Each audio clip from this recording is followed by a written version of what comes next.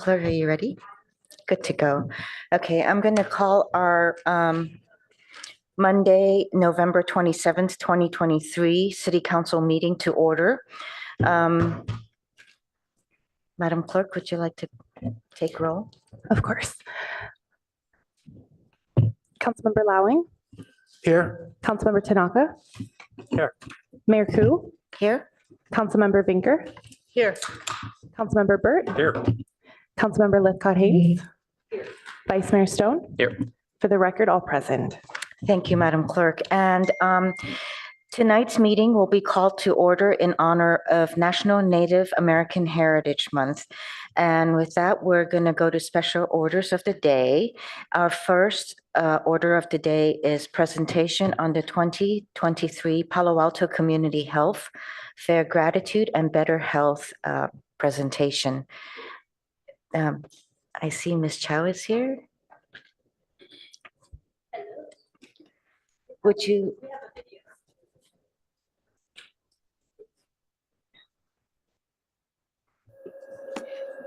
Please also introduce later.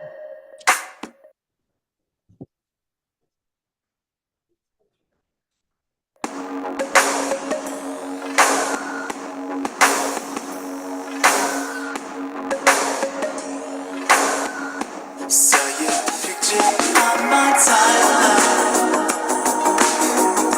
You were backlit by the sunshine. Couldn't text across the skyline. Undecided as I scroll by. Timeline. Hopeful, watchful, hours by my timeline.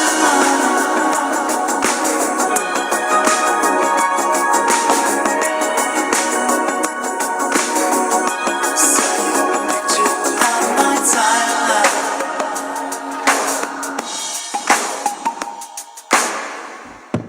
Good evening. My name is Jade Chow, and good evening, council members and mayor and vice mayor.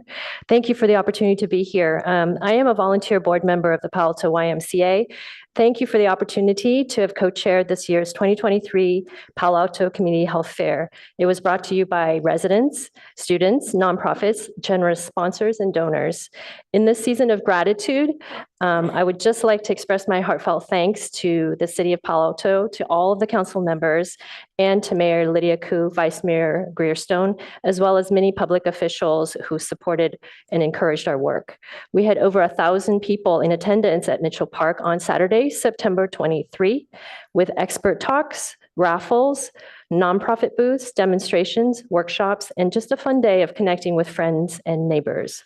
This could not have happened without local high school students who were volunteers, the gun basketball coach, student moderators, Stanford healthcare teams, by Carla and Dr. Harsano. The Palo Alto Weekly gave us ads, banners, and generous sponsors for the health fair.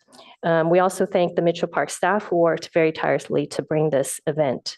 Again, thank you for all that you do to bring physical and mental health and education and awareness to our community.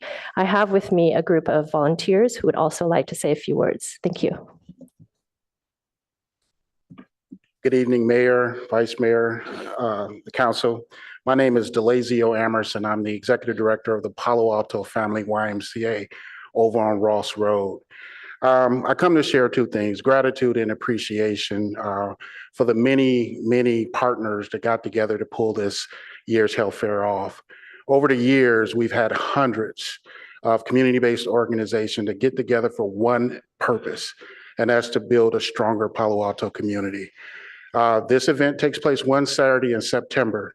However, the work that is done by each individual organization is carried out throughout the year, and that's made possible by your continued support and contributions, and I thank you for that.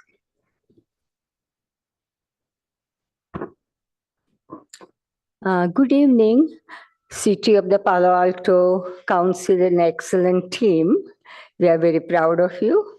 I'm of Palo Alto for over more than 40 years and thoroughly enjoying.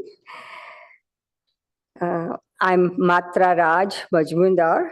I saw on the whiteboard and Healthcare Committee.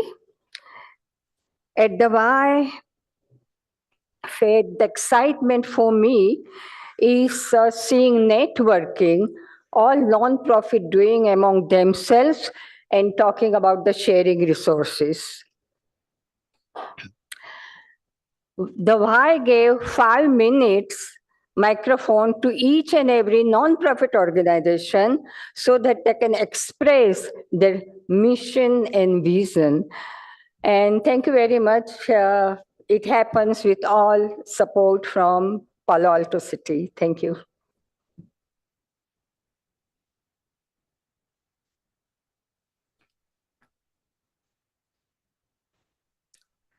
Good evening, Mayor, Vice Mayor, and members of the City Council. I am Jeff Fenton, a member of the Palo Alto Family YMCA Board of Managers, and I'd like to add my thanks for your support and the support of all of the community organizations and volunteers who helped make this event a tremendous success. We're starting to plan for next year's event, and one of the themes will be youth mental health. We encourage anybody who is interested in volunteering to come by the Palo Alto Family YMCA on Ross Road.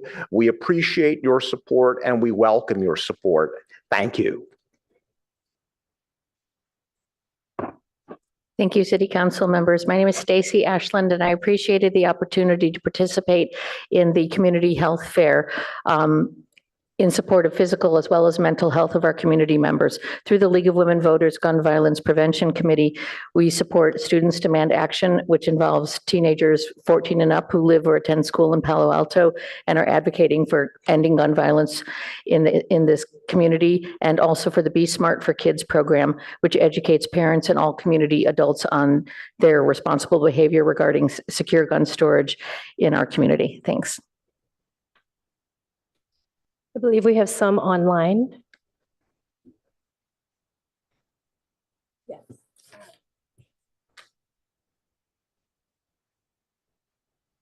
Yeah, Carla Schiffley and Erica Buck, they're online.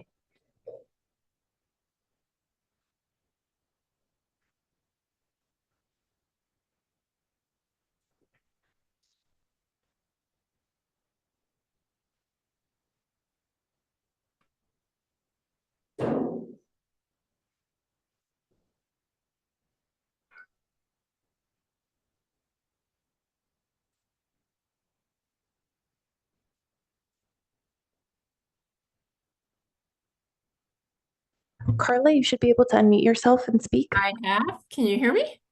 Yes. Terrific. Good evening. I'm Carla Shifley. I'm Director of Community Outreach at Stanford Medicine. And on behalf of Stanford Healthcare, I just want to share our appreciation to the City of Palo Alto and the Family YMCA for supporting the health of our communities with this annual fair. We were privileged this year to be asked to participate. And it was really our pleasure to highlight many of the health resources Stanford has available to everyone in the community 365 days of the year. And I especially want to thank Jade and the dedicated volunteers for all their efforts. Too many event planning looks like so much fun, balloons and giveaways, but as we know, it's in the details, from parking to safety considerations, permits, trash picking up, traffic flow, setting up and taking down hundreds of chairs and tables. So congratulations on an amazing event. We applaud your dedication to the health of our community. So thank you.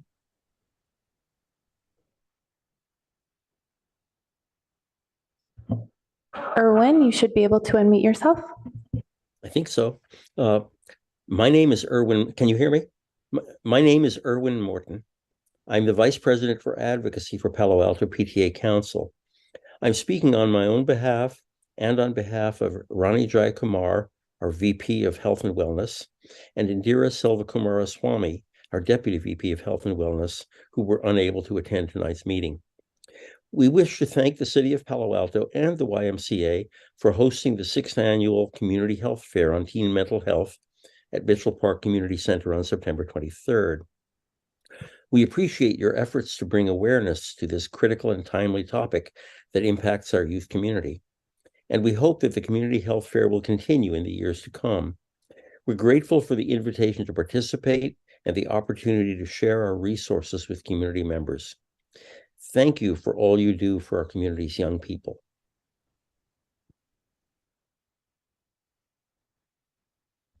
Erica, you should be able to unmute yourself and speak. Hi, my name is Erica Buck, and I am a volunteer board member for the Palo Alto Family YMCA. I would like to thank the City of Palo Alto for their continuous support of this very important community health fair. Thank you.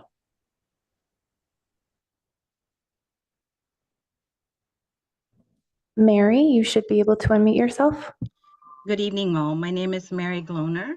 I'm the CEO ED of Project Safety Net. Been fortunate to partner with the community, especially Palo Alto Family Y, since my tenure joining Project Safety Net when it was still housed in the city of Palo Alto. This annual community health fair, except when we had the pandemic, has been a corner piece in really bringing the community together, elevating youth mental wellness and other health issues that are prioritized for that year, as well as bringing our various partners together. Even though we're no longer with the city, we continue to be a strong partner for 3 reasons. To be involved in the planning, so that's community centered. And in this past year, we also elevated to look from an equity lens.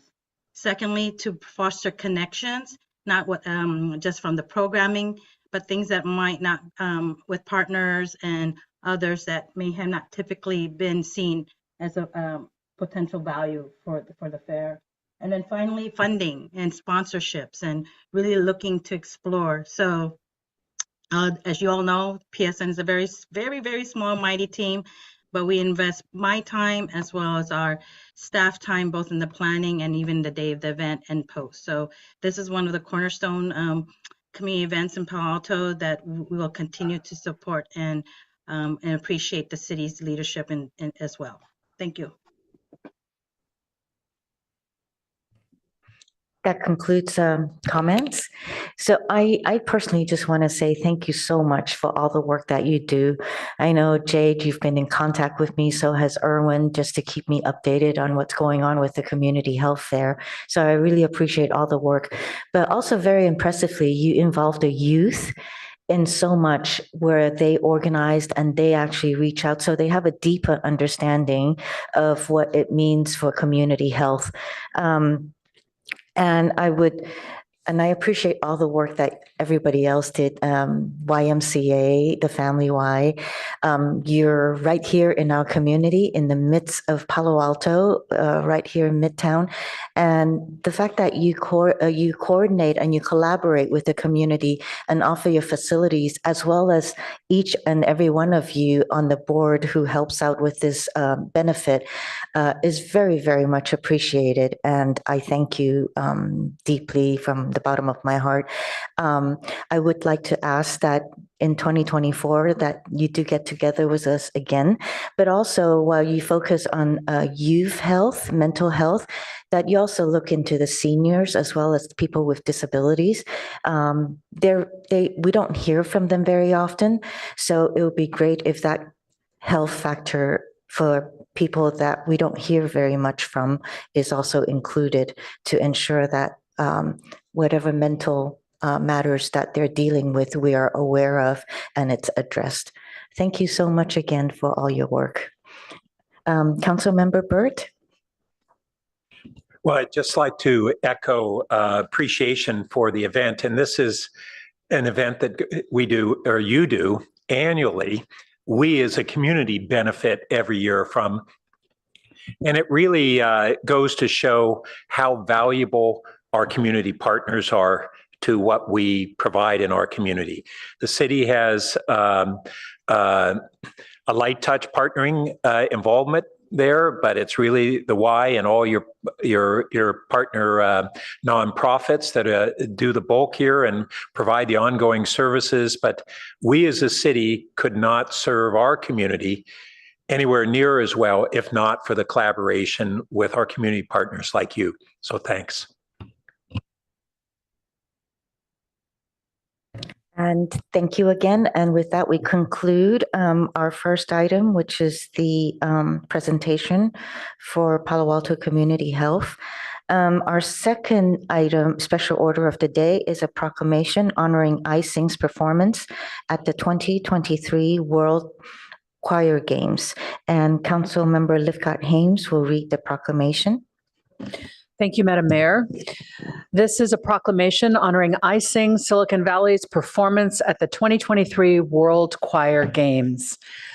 Whereas iSing Silicon Valley, a Palo Alto-based nonprofit, was founded in 2013 and has since established a deeply committed and talented musical community that brings together over 300 primary and secondary school girls in joyous music.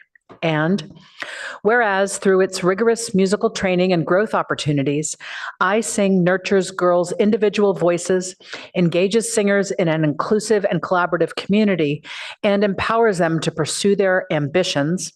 And whereas iSing is internationally renowned, its choirs have performed in South Korea, France, Denmark, Norway, Sweden, Austria, the Czech Republic, and Germany, and have collaborated with world-class artists.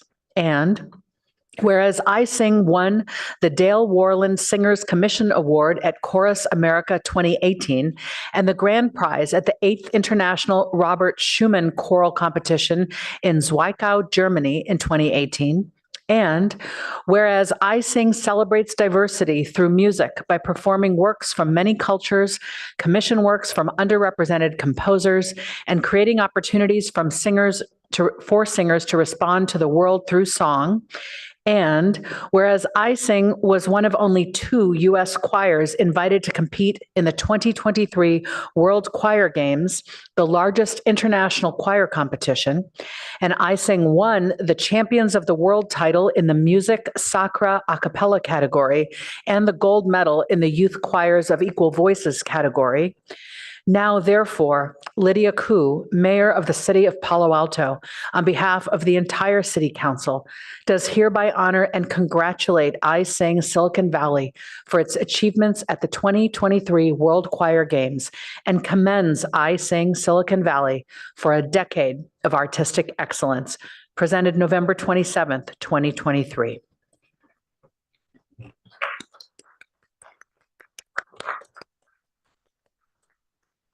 And I want to see if Mr. Shane Troll has any comments that you'd like to make, or? Okay. Come to our concerts and speak? That was wonderful. Thank you so much. Oh, you love to sing. I was going to say a few things, but you've covered so much. Thank you all so very much. It's so nice of you. We're so honored for this recognition, and we're also honored that we get to call Palo Alto our home. We're so proud of the girls. Girls, come on up. We're so proud of more than 350 first through 12th grade girls who come together each week from Palo Alto and abroad to sing and grow together through music. These are some of the girls that were in Korea that won the World Choir Games top honor. You listed so many of our accomplishments, and yes, it's only been 10 years, but there have been so many wonderful things that these amazing girls have accomplished. I just wanted to touch on 2 things. We've produced 2 albums. Our most recent one has been given a glowing review by the BBC Music Magazine. In fact, we brought you some gifts for all of you, if you'd like some gifts. We have some CDs from our first album that you can listen to and listen to us. In addition to our many accomplishments, our organization is dedicated to maintaining equity and providing access to our programs, services, and resources, ensuring that girls in our area can fully participate. Our tuition assistance initiative enables us to make iSing possible for all girls, no matter their family's financial resources. We also recognize that cost and transportation are significant barriers to participation in after-school enrichment opportunities like iSing. That is why we started our tuition-free program, which serves girls in 3 Title I schools in Redwood City. Our mission at iSing is to champion girls as artists, inspire self-discovery, and transform lives. With this mission in mind, we look forward to many more years serving the community in Palo Alto and abroad. And we hope to see you sometime at one of our concerts. So thank you very much. Thank you. Would you and the girls like to come up and take a photo with council? Yes, absolutely.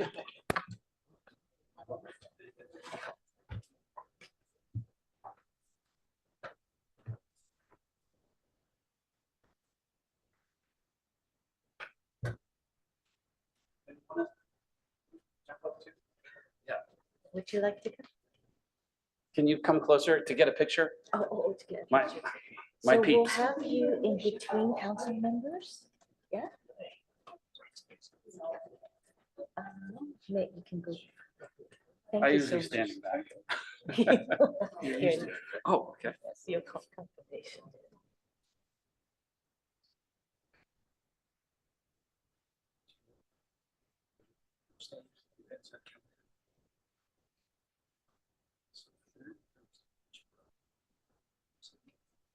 Excellent. Thank you. It's so nice. Oh, yes. Thank you so much. Yeah. So much. So nice. Yeah, thank you so much. Tori. Congratulations. Thank you. Yeah. Didn't get her name.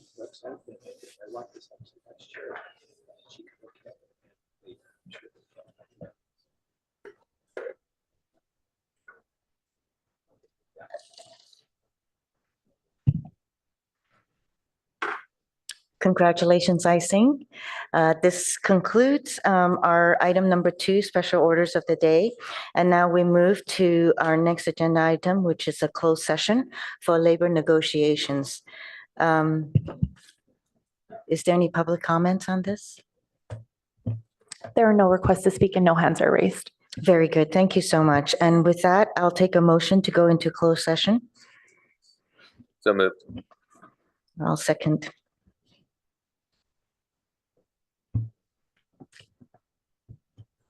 Vice Mayor Stone, Yes.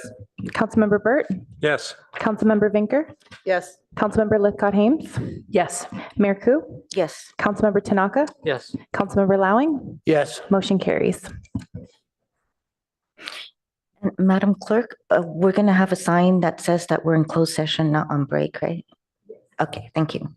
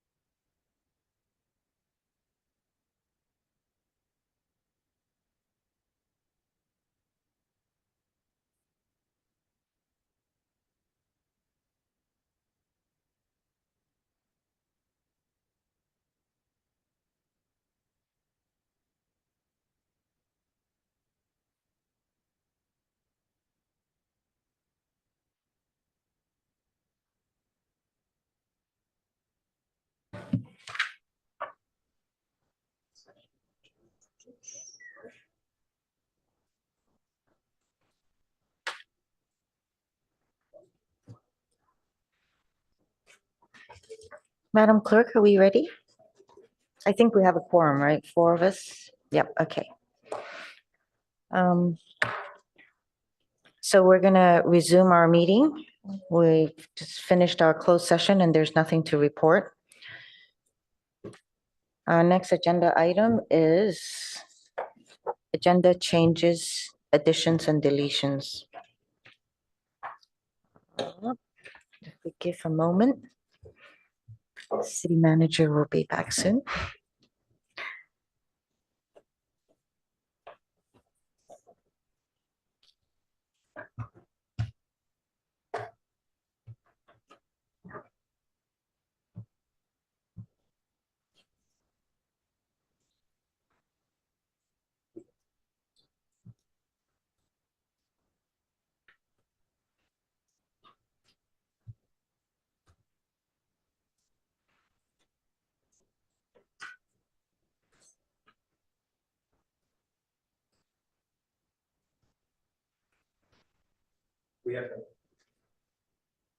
We have no changes to your agenda this evening. Thank you.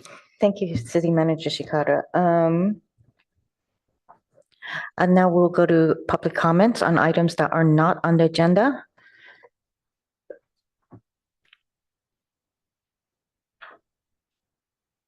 I just want to say that this section of the agenda is where any person can speak to the council and express their views. These are the views of individuals and not the views of the city or the city council.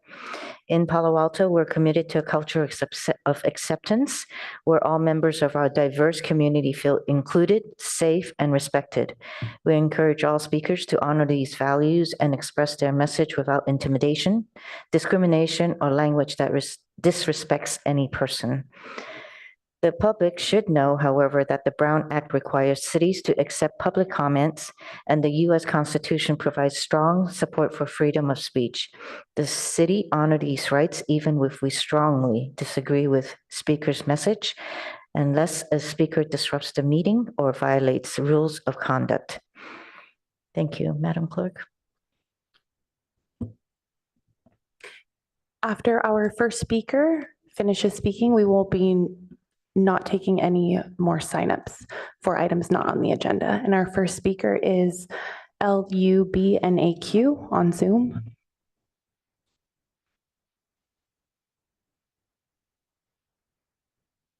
Hi, can you hear me? Yes. Okay. I'll begin then. Okay. The horrible, unprecedented crisis in the Middle East is thousands of miles away. However, its ripple effects extend to all parts of the globe, making the world smaller, and has led to crimes of hate. A Palestinian boy in Chicago was stabbed, and most recently, 3 young men being shot in Vermont. Needless to say, there's a growing climate of fear among Muslim, Palestinian, and Arab families that needs to be properly acknowledged and addressed by the city. A longtime resident here, I'm included as a Muslim American of South Asian descent. People think it can't happen here, but it can, and it actually has. When a Stanford student was run over by someone else just recently, a month ago. We're part of the community that makes Palo Alto the special place that it is. And my own son doesn't want me to wear my Palestinian scarf outside because he's scared something could happen. And this is the community that we've lived in, all our lives. We also need acknowledgement that our rights matter and that we're equal to other community members here. I'm asking the city of Palo Alto to take action and condemn Islamophobia, anti-Arab, and anti-Palestinian hate. Your words of condemnation have to be backed by action, such as the implementation of programs that include regular community engagement, education, and awareness and policy development. We're here to help in any way we can. Thank you for your time.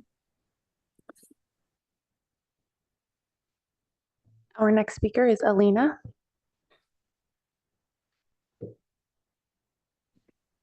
Hi, my name is Alina. Can you hear me? Yeah. I am. I've been living in Palo Alto for about 8 years now. I have a child in our public school system, and I'd like to echo Lubna's very eloquent statements.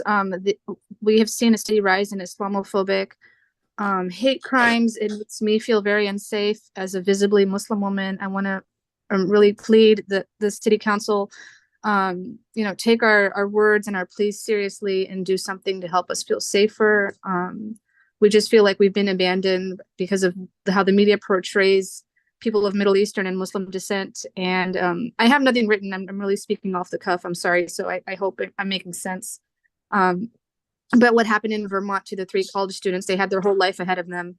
And it's just really terrifying. So yeah, just echoing what Lubna said. Thank you. Our next speaker is Aram J.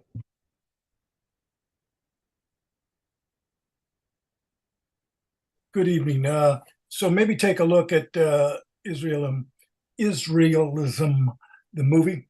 There's been attempts to ban it in a number of different parts of this country, but it's a horrifying movie, horrifying in the sense that it attempts to indoctrinate young American Jews into thinking that they are Israeli citizens before they're American citizens.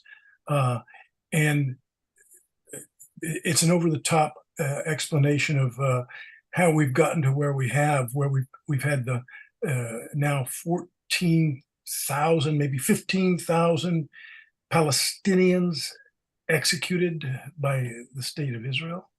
And I want to talk to you about this. And so here we go. Israel has an army. Palestinians, none, no army. Israeli has a robust navy. The Palestinians, none. The Israelis have an air force. The Palestinians, none. The Israelis have nuclear weapons. The Palestinians, none. But from the media's mischaracterization of this incident, you would think that the Palestinians have a military that's equal to the vile state of Israel. When we look at the state of Israel, we know that it stole the land in 1948 from the Palestinians. The colonial powers of Britain and France decided at the time of the Balfour Declaration that they were going to decide that there were no people that meant anything of value, and that was the Palestinian people, and therefore it was okay to steal their land and replace it with Zionist Jews. The United States has put in more than 200 billion plus into the Israeli military and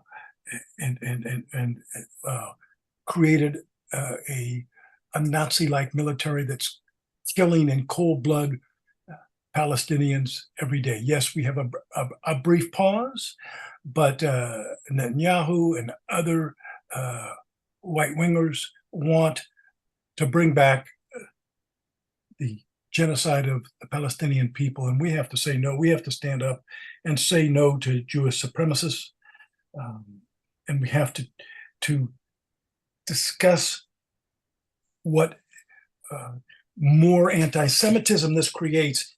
As a Jewish American, I can tell you that what this war is doing is creating anti-Semitism on steroids.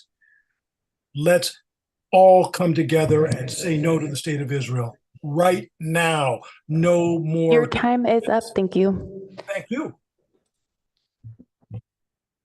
Our next speaker is Lynn C.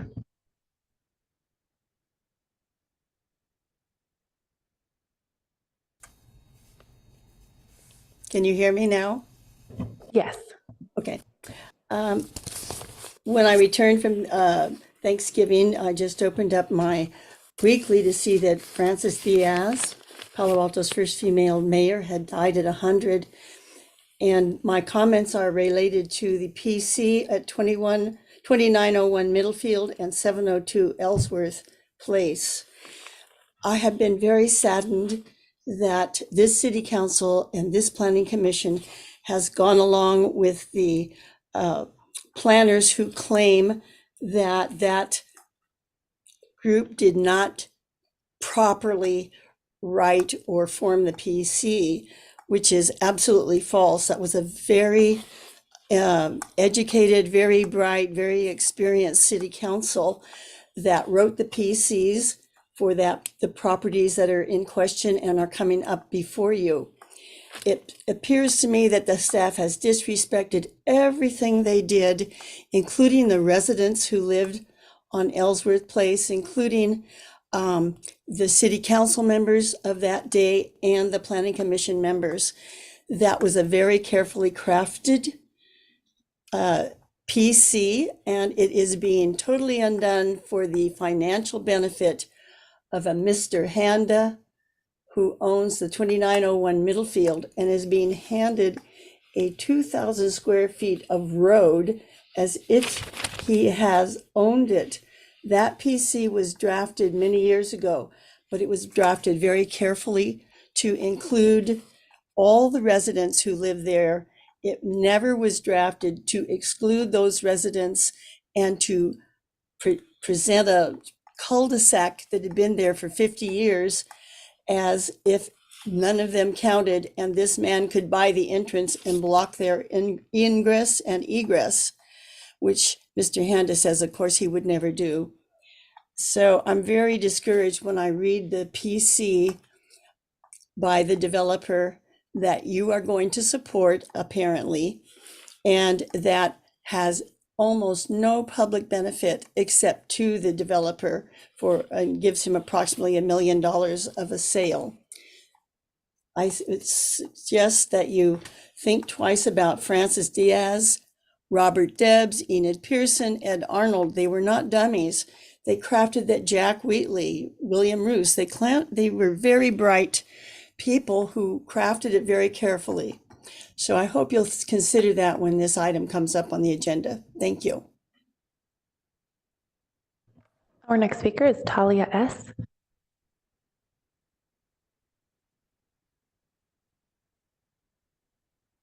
Good evening, council members. My name is Talia Shuby. I hope you are doing well.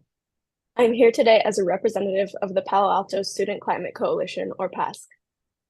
I first joined PASC last year after experiencing unnatural torrential storms and flooding right here in Palo Alto.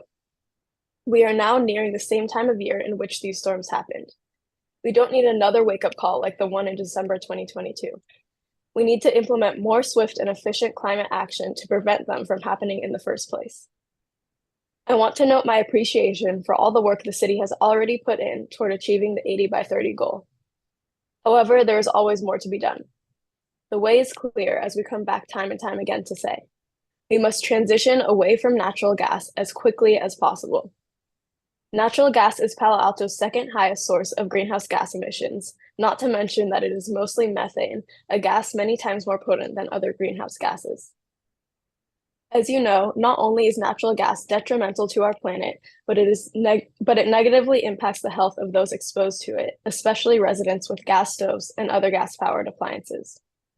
According to the Harvard School of Public Health, consumer-grade natural gas contains varying levels of at least 21 different hazardous air pollutants, as defined by the US EPA, including benzene, ethylbenzene, xylene, and hexane.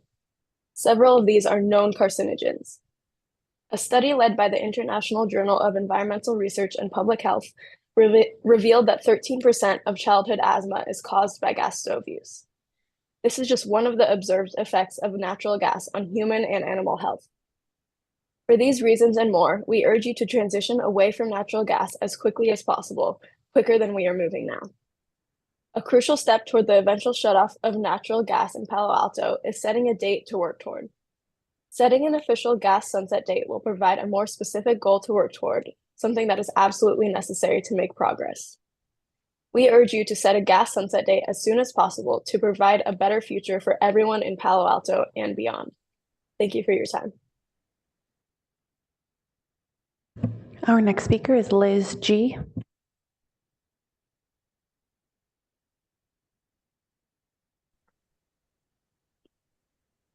Good evening, council. I'm here tonight kind of shaking just because some really great speakers about the world situation right now. And I really do want to speak on behalf of world peace. I want to bring it locally too, to our residents. I wanted to update you this evening about Irene Macias, her daughter Samantha, and her 2.5-year-old grandson, David. They remain homeless. They were evicted in September from Mayfield Place because she got behind in rent. She's a hard-working grandma who takes care of our elders in our community and works full-time.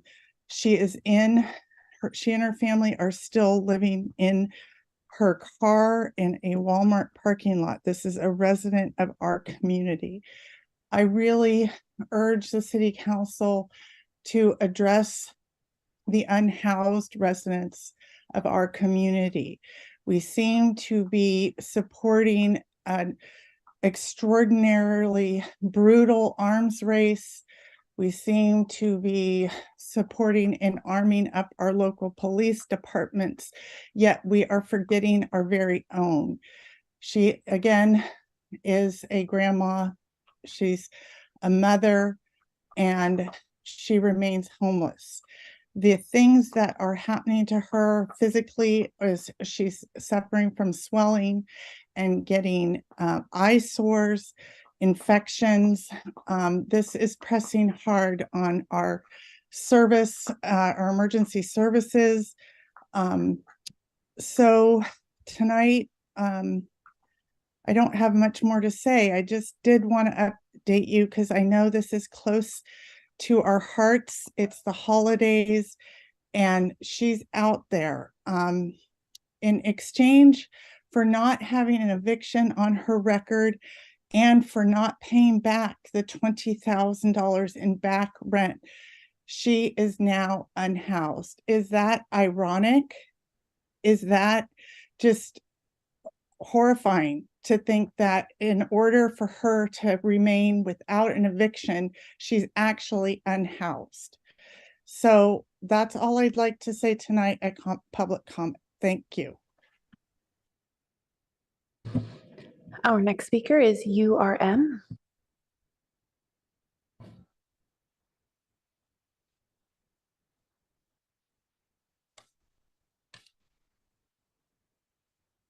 Hi, can you hear me?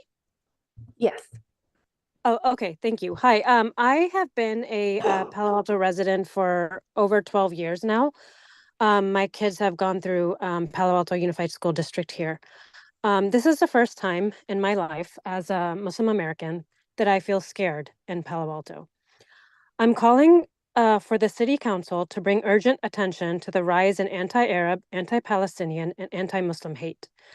Over the Thanksgiving break, our already fearful community came to know of another horrific act of violence in Vermont against 3 college students simply for being Palestinian. These students were shot and critically injured. It's a suspected hate crime. This is in addition to several other hate crimes against Muslims, Arabs, and Palestinians. In Illinois, a 6-year-old child was murdered in cold blood because he was Palestinian. In our own backyard, a Stanford student was run over in a suspected hate crime and hospitalized as a result. I ask, where is the condemnation from the city? Does the city not see Muslim, Arab, and Palestinian lives as human and equally worthy of protection as other human lives? How many crimes against us have to be committed until the city does something? Condemnation from the city is needed urgently against Islamophobia, anti-Arab, and anti-Palestinian hate.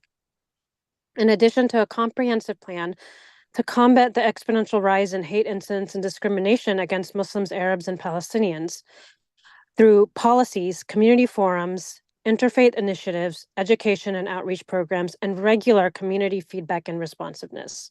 Several emails have been sent to the City Council and we've received silence in return. When will our safety be taken seriously? Thank you. That concludes public comment on items not on the agenda. Thank you, Madam Clerk. Thank you for the comments. Our next item is council member questions, comments, and announcements. I see a light from Councilmember Burt. Well, thank you. I did want to just give a couple of updates related to rail. First, you may have seen in the press that Caltrain used an emergency declaration to be able to move forward with protection of against erosion from a severe winter event by boulder placement on the north bank of San Francisco Creek at the location of the rail bridge there. And then second, I wanted to share that at our rail committee meeting, we had a presentation and discussion with Caltrain staff on the feedback on the prospective location of a 4-track alignment, or at least that we would have to allow for a 4-track capacity with our whatever grade separation decision that we make. And whereas they did not make haven't drawn a clear conclusion, I think it's fair to say that the data was somewhat of a surprise to us, that there are real problems with locating it centered on the San Antonio station due to the construction of the San Antonio overpass and off ramps, that basically to allow for a 4-track, it would probably need a complete reconstruction of that overpass. And as a result, centering it at the Cal Ave station, and that's with a mile plus or minus of that station approximately being within the 4-track zone. So starting just south of Churchill and extending down to, I think, almost to East Meadow, is looking like the more likely location. And that will affect our consideration of preferred alternatives and which options are there. But the rail committee also is anxiously awaiting discussion and a presentation discussion that will happen in January of the technical standard feedback that we had sought from Caltrain on a whole bunch of technical issues that affect design and constructability of different of the grade separation alternatives. And we, as a rail committee, discussed that we want to get this information before the public and the council as soon as we have both of those sets of data and can do a preliminary review of how that affects our alternatives. So heads up, this is major new information for us to all understand and digest. Our staff is already diving deeply into analysis of the design and technical feedback from Caltrain, and we'll undoubtedly have a series of questions for them preceding the rail committee meeting, hopefully in January. Thank you, Councilmember Burt. Councilmember Vinker. Thank you, Mayor Koo. I just wanted to say that Sunday is the third of 3 city co-sponsored town halls with our sibling city of Bloomington, Indiana. And this one's on climate. So I'm inviting you all to join at Mitchell Park, 1 o'clock. While it's city sponsored, this is not an event where experts tell you what they think. This is one where we want you to come and tell us what you think. And we'll have some journalists at each end that sort of set the stage of where we've been and what we've done. And then just community leaders talking about what they have done in their communities where people have been motivated. And we will have one of our very own Palo Alto Student Climate Coalition speakers come talk, and they're so terrific. So we want you to be there. We want you to tell us what you think. And it's, again, Sunday, 1 o'clock, Mitchell Park Community Center. Thank you. Thank you, Councilmember Vinker. I have one of my own on last Monday, November 20th, when we were off. I attended a interfaith vigil and Thanksgiving dinner. Their title was Praying for Peace and Thanking God for the Rain. It was put on by BAYCC, the Church of Jesus Christ of Latter-day Saints, Congregation Beth Jacob, Pacifica Institute, and Silicon Valley Interreligious Council. It was a really great affair to come together and join in conversation and learn from each other where all of our backgrounds and where we come from. It was a great community meeting, so thank you for inviting us. I see Councilmember Lithcott-Haynes. Thank you, Madam Mayor. I would just like to announce that we're having a family game night at Gamelandia on California Avenue on December 6th. 2 seatings, 5 to 7, and then 7:30 to 9:30. Great opportunity for families to come out with kids and play some wholesome games and maybe get a bite to eat on Cal Ave. Gamelandia is offering a 15% off on all games purchased that evening. It is the start of the holiday season, the night before Hanukkah starts, and plenty of other holidays to come. So it's a free event. If you love to play games, coming out for a family night at Gamelandia on December 6th. All right, I don't see any more lights. Then this concludes our council announcements, questions, and comments. We'll go to now, the next item is the consent calendar. If there's any comments from council members, please put on your lights now, and we can go to public comments. Thank you, Madam Clerk.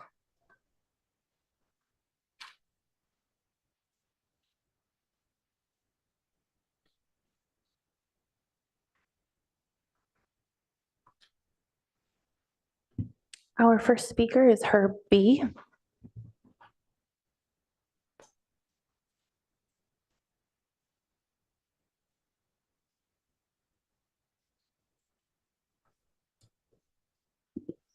Thank you, Mayor Koo. I'm speaking on item 9, which is the proposed agreement with regarding Equinix, which is related to the project on fiber to the premises and grid modernization, which was before the Finance Committee on November 7th, where they indicated that there would be an environmental review for that entire project, and that would be due in April of 2024. So this project that's on the consent calendar is a segment of that project, and it's inappropriate to be acting on a segment of a project subject to the California Environmental Quality Act separately from the rest of the project. And therefore, I urge you to remove this from the consent agenda and follow the normal procedures, an environmental review for a whole project. One of the consequences of approving this item now is that the next step for staff will come and say, you have to approve whatever project they bring you for the fiber to the premises and grid modernization, because you already invested some money here, which you can't get back. That's independent of the violation of the California Environmental Quality Act, and it's just a bad way to do business. Thank you. Our next speaker is Aram J.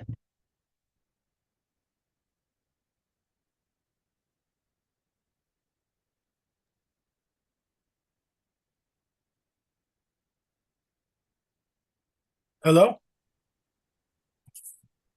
Are you okay? So you can hear me. So I spoke on this before. I don't understand why the adoption of an ordinance renewing the police department's military equipment is on the consent calendar. As I mentioned to you in the first reading of this matter, it's critical for the citizens of this community to know what kind of military equipment our police department's purchasing. The statute itself that required AB 481 that this whole process be made more transparent is being violated in its spirit by Ed Chicada, who's the individual, along with maybe the mayor, responsible for putting matters on the consent calendar instead of making these items an agenda item. Listen, read the intent of AB 481. For years and years and years, weapons, military grade weapons, were purchased by police departments throughout the state without any transparency. And so the purpose of this thing wasn't to bury it on a as I mentioned the first reading. This particular matter was simply on the Palo Alto website. There was no attempt to advertise the meeting that was held at the Rinconada Library back in October, other than on the city website, not in the local newspapers or anything. And as a result, there was only myself and former Sergeant Sean Allen of the Sheriff's Department and one other citizen in the meeting. And I mentioned James Reifschneider gave a very good talk. That's Captain Reifschneider, but there was nobody there to listen to it. And then you all put this thing making no sense on the consent calendar. Not you all, but you all should take this off the consent calendar. It should be a matter of grave and public importance. Look at the weaponry that the U.S.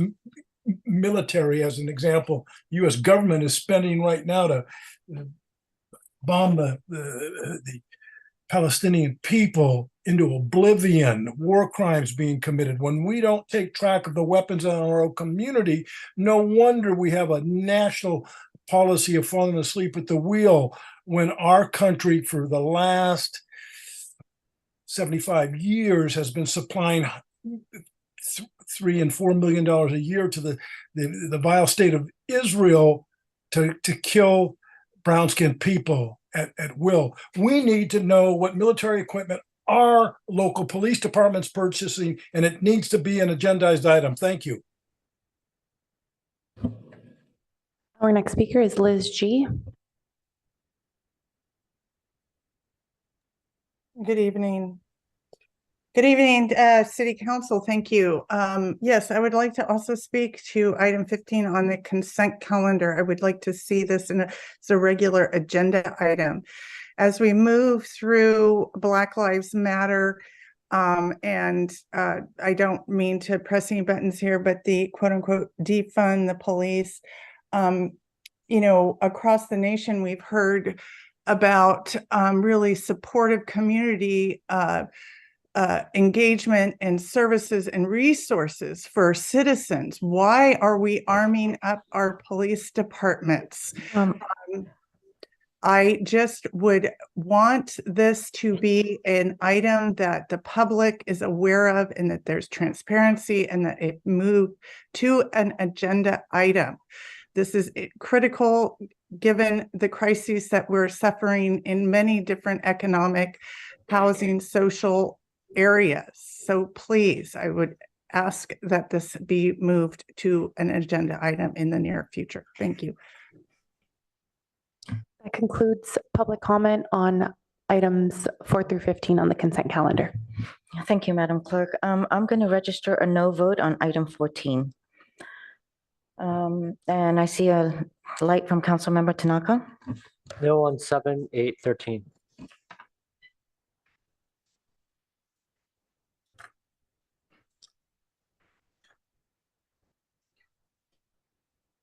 Councilmember Burt. No on 6.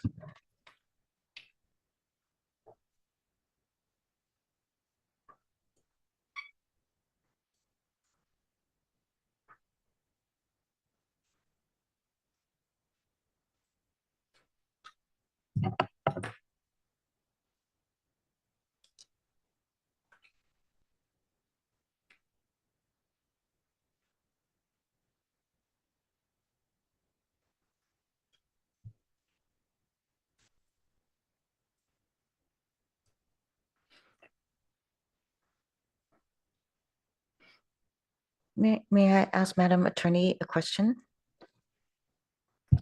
So On item 9, Mr. Borok's comments about a project, this is just securing cages. It's not so much construction. That's correct. And in speaking with the city manager, I do understand the reason the question is being raised, but we're comfortable going forward with it as not being segmentation. If the city does not proceed with FTTP, the space can be subleased or there can be subsequent contracts. So the contract itself just secures the space. Thank you. Councilmember Tanaka, your light is on again? No, I just hit it by accident, but it's still 7, 8, 9, 13. 7, 8, 9, Yes, 7, 8, 9, and 15, 13. 13.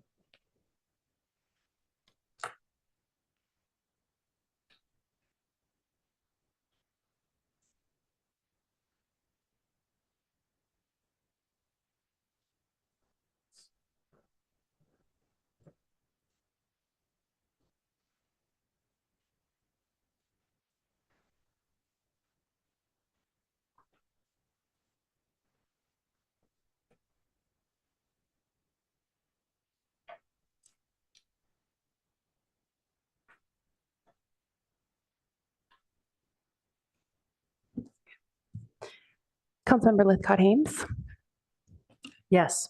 Councilmember Tanaka, Yes. Councilmember Lowing, Yes. Councilmember Burt, Yes.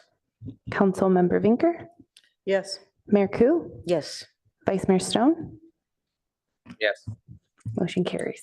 Thank you, Madam Clerk. Councilmember Burt, would you like to speak to your no vote on 6, please? Thank you.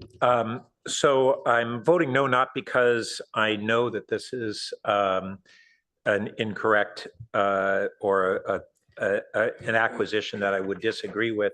It's that I wasn't able to determine a couple aspects on this that I think are very important, and I went to see if the UAC had a substantive discussion on it, and apparently they had not. So my questions are really when there are different landfills that accept a variety of materials that then produce methane as a byproduct of the landfill. And some landfills have continued to accept organic materials that they should not, and others are more properly accepting and still producing methane. And I don't know and couldn't find in the report what were the conditions here. In addition, we recently at Finance Committee had an update on our comprehensive electricity acquisition plan, and I'm not forgetting the correct title.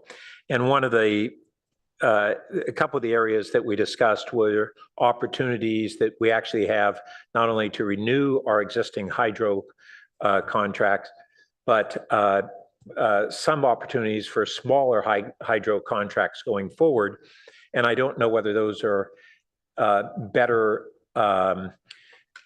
sources of baseline power, and which the landfill natural gas is.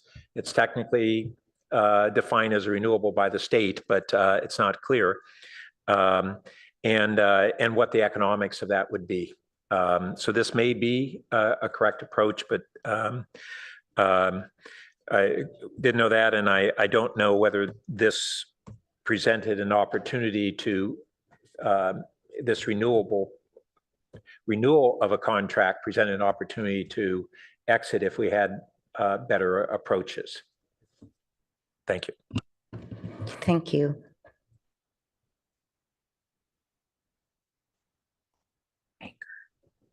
I didn't have a maker.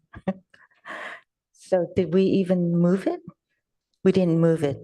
Okay, so we need to move this approval of the consent calendar. So moved. Second.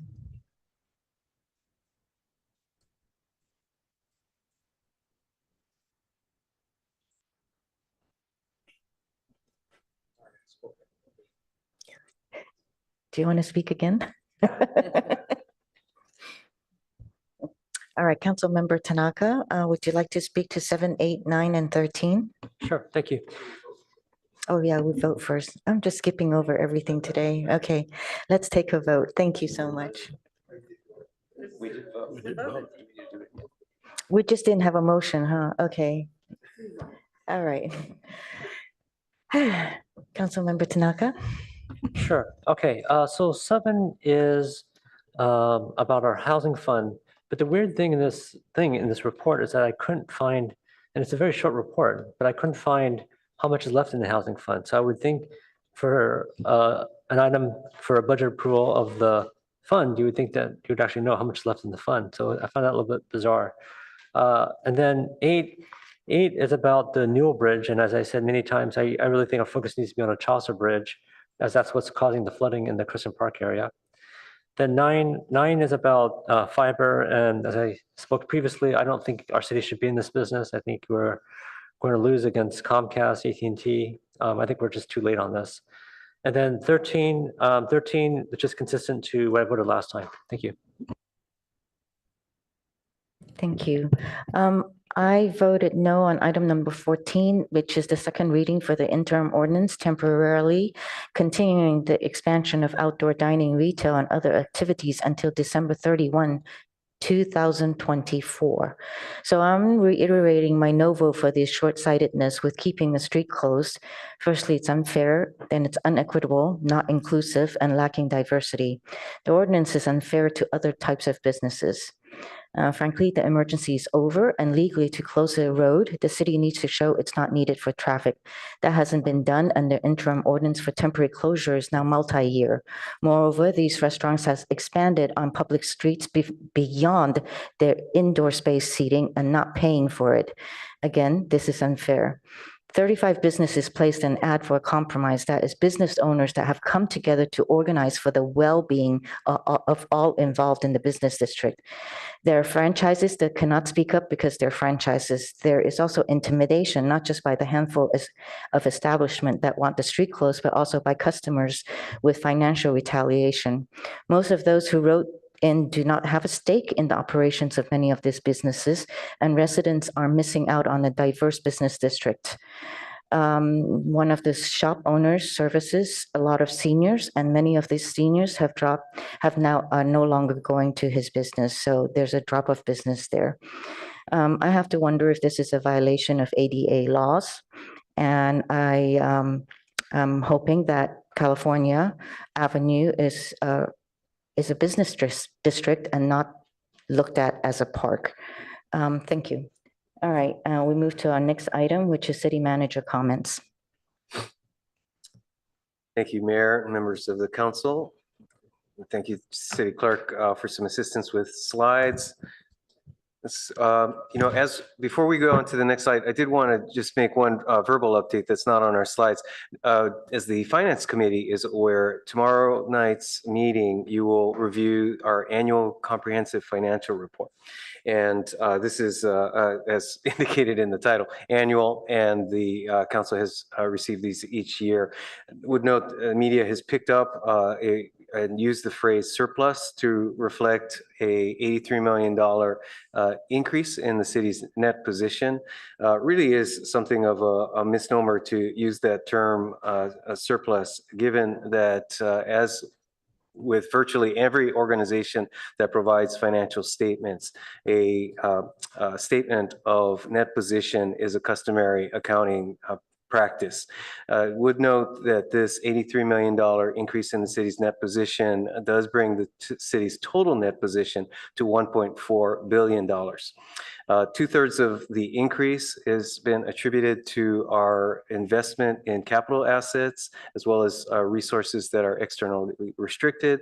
The remaining third, or about 29 million of these, of the increase are not externally restricted, but are directed to council directed reserves, including our budget stabilization reserve and uncertainty reserve, as well as obligations, including the retiree benefits funding policy.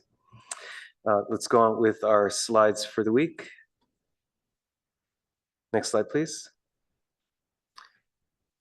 As I think the weather is demonstrating, we are in the season of preparing for the storm season. And would note that on November 15th, we did have a quite robust workshop for community members to hear directly from many of the staff, including field staff, that are involved in storm response as well as preparedness. And we have a number of ongoing activities, including this week, a multi-agency storm preparedness exercise with many agencies that are involved with the San Francisco Creek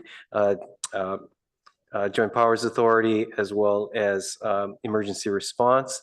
Then just finally, an important reminder for all homeowners in town that now in particular is the time of year where leaves are littering everywhere for those who have trees that are shedding their leaves, and really important time to place these leaves and yard trimmings in your green waste bin and not on the street to the extent that you can, and use those compost bins for collection and productive use, and also take a look at weather stripping and other options for preparing your home for the storm season. Would also note that our city sandbag stations are now stocked.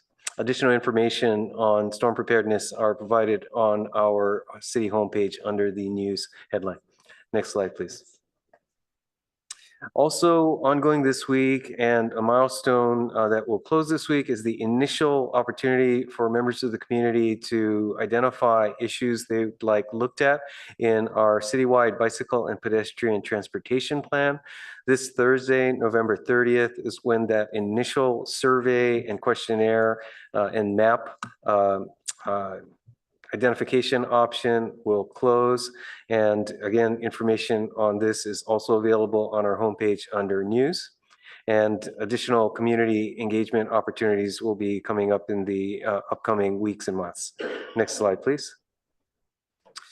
Then also another topic that we know is of great community interest. It's the upcoming repaving on El Camino Real, but also specifically ongoing discussion with Caltrans regarding their request that the city consider designation of El Camino Real for bike lanes. We did respond with a series of questions to Caltrans last week. And we've posted the letter also on our homepage, and we'll expect to hear back from Caltrans later in December, which would lead to additional community engagement after the first of the year. Next slide, please. Then in the nearer future, we do have some events happening this week. In fact, this Friday, we have our annual tree lighting at Lytton Plaza, followed by our Saturday Art Center Holiday Studio Sale on December 2nd from 10 a.m. to 4 p.m. So please take advantage of our upcoming community events, opportunities to really take part and see folks out and about around town. Next slide, please. Then a PSA here for our fire department. As perhaps not widely enough known fact that many of our holiday season fire issues are related to holiday displays, and as such really important as homeowners again, or anyone who's involved in setting up holiday displays to be careful and take a look at the setup for any decorations, as well as see a number of fire safe recommendations here related to cooking, entertaining, decorating, and more, also on our city's homepage. Next slide, please. And then finally, just to preview your upcoming meetings through the end of the calendar year. Next week, we have on your December 4th agenda a study session and report out on the annual community survey. as well as action items related to the safe parking ordinance, and 2 colleagues' memos, one related to council compensation and the other related to the Public Art Commission. Then the following week on December 11th, you have a study session, or actually this is an action item related to the tree protection ordinance and parking facilities downtown. Then on the 18th, your last meeting for the calendar year, we have a study session related to, this is a pre-screening, I believe, on 260 Homer Avenue, as well as action items related to the University Avenue streetscape plan underway, and a prospective agreement with Tesla for utility upgrades. And that completes my comments. Back to you, Mayor Koo. Thank you, City Manager Sakata. So our next item is to go on break. And I wanted to see from my colleagues if anybody would, no, very good. We carry on to our action items. Action item number 16 is a public hearing, adoption of an ordinance amending the Palo Alto Municipal Code to add chapters 9.65 and amend chapter 9.72 to establish a mandatory registry program of residential rental units in the city of Palo Alto. Also to provide direction to staff on the rental registry program implementation. I'll give it back to you. Great. Thank you, Mayor, and good evening, City Council. Jonathan Late, Director for Planning and Development Services. I'm joined by Rebecca Atkinson, planner with our department, and Claire Campbell is back behind us, supervising the program, and Jen Fine, who's worked on this ordinance with us from the City Attorney's Office. Oh, yes. And Minka, of course, from our Human Services program has been involved. Thank you, Rebecca. Next slide, please. So tonight, council members were asking for you to review and approve an ordinance that would establish the framework for a new rental registry program for Palo Alto. And we're also seeking your feedback on the program implementation, which we've detailed in the staff report. Next slide. Just by way of background, it was 2 years ago this month that City Council directed staff to prepare a number of renter protection policy initiatives. We reference those in the staff report, and you have a status update as one of your attachments for additional information on that. Since then, on this particular topic, staff has engaged landlords and renters.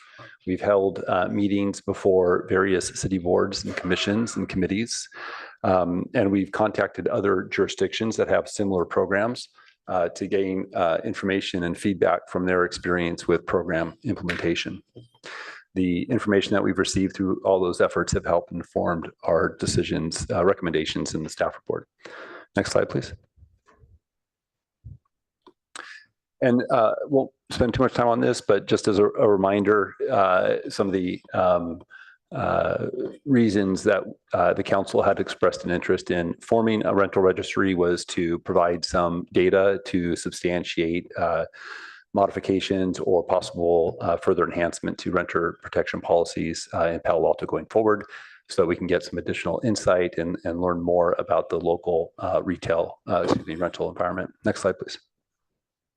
And next slide. So there's 2 basic components. One is, again, the ordinance. And so I'll spend a few moments on the ordinance itself, which is really sets forth the enabling legislation that allows us to introduce and have the ordinance become effective.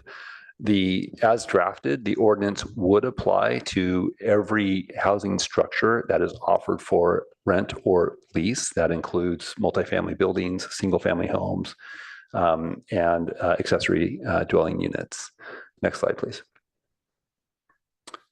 The ordinance also sets forth an initial registration requirement where we would collect some information about the contact individual for the landlord, some rental characteristics, and other information about rent, and when the tenant lease was established, and so on and so forth.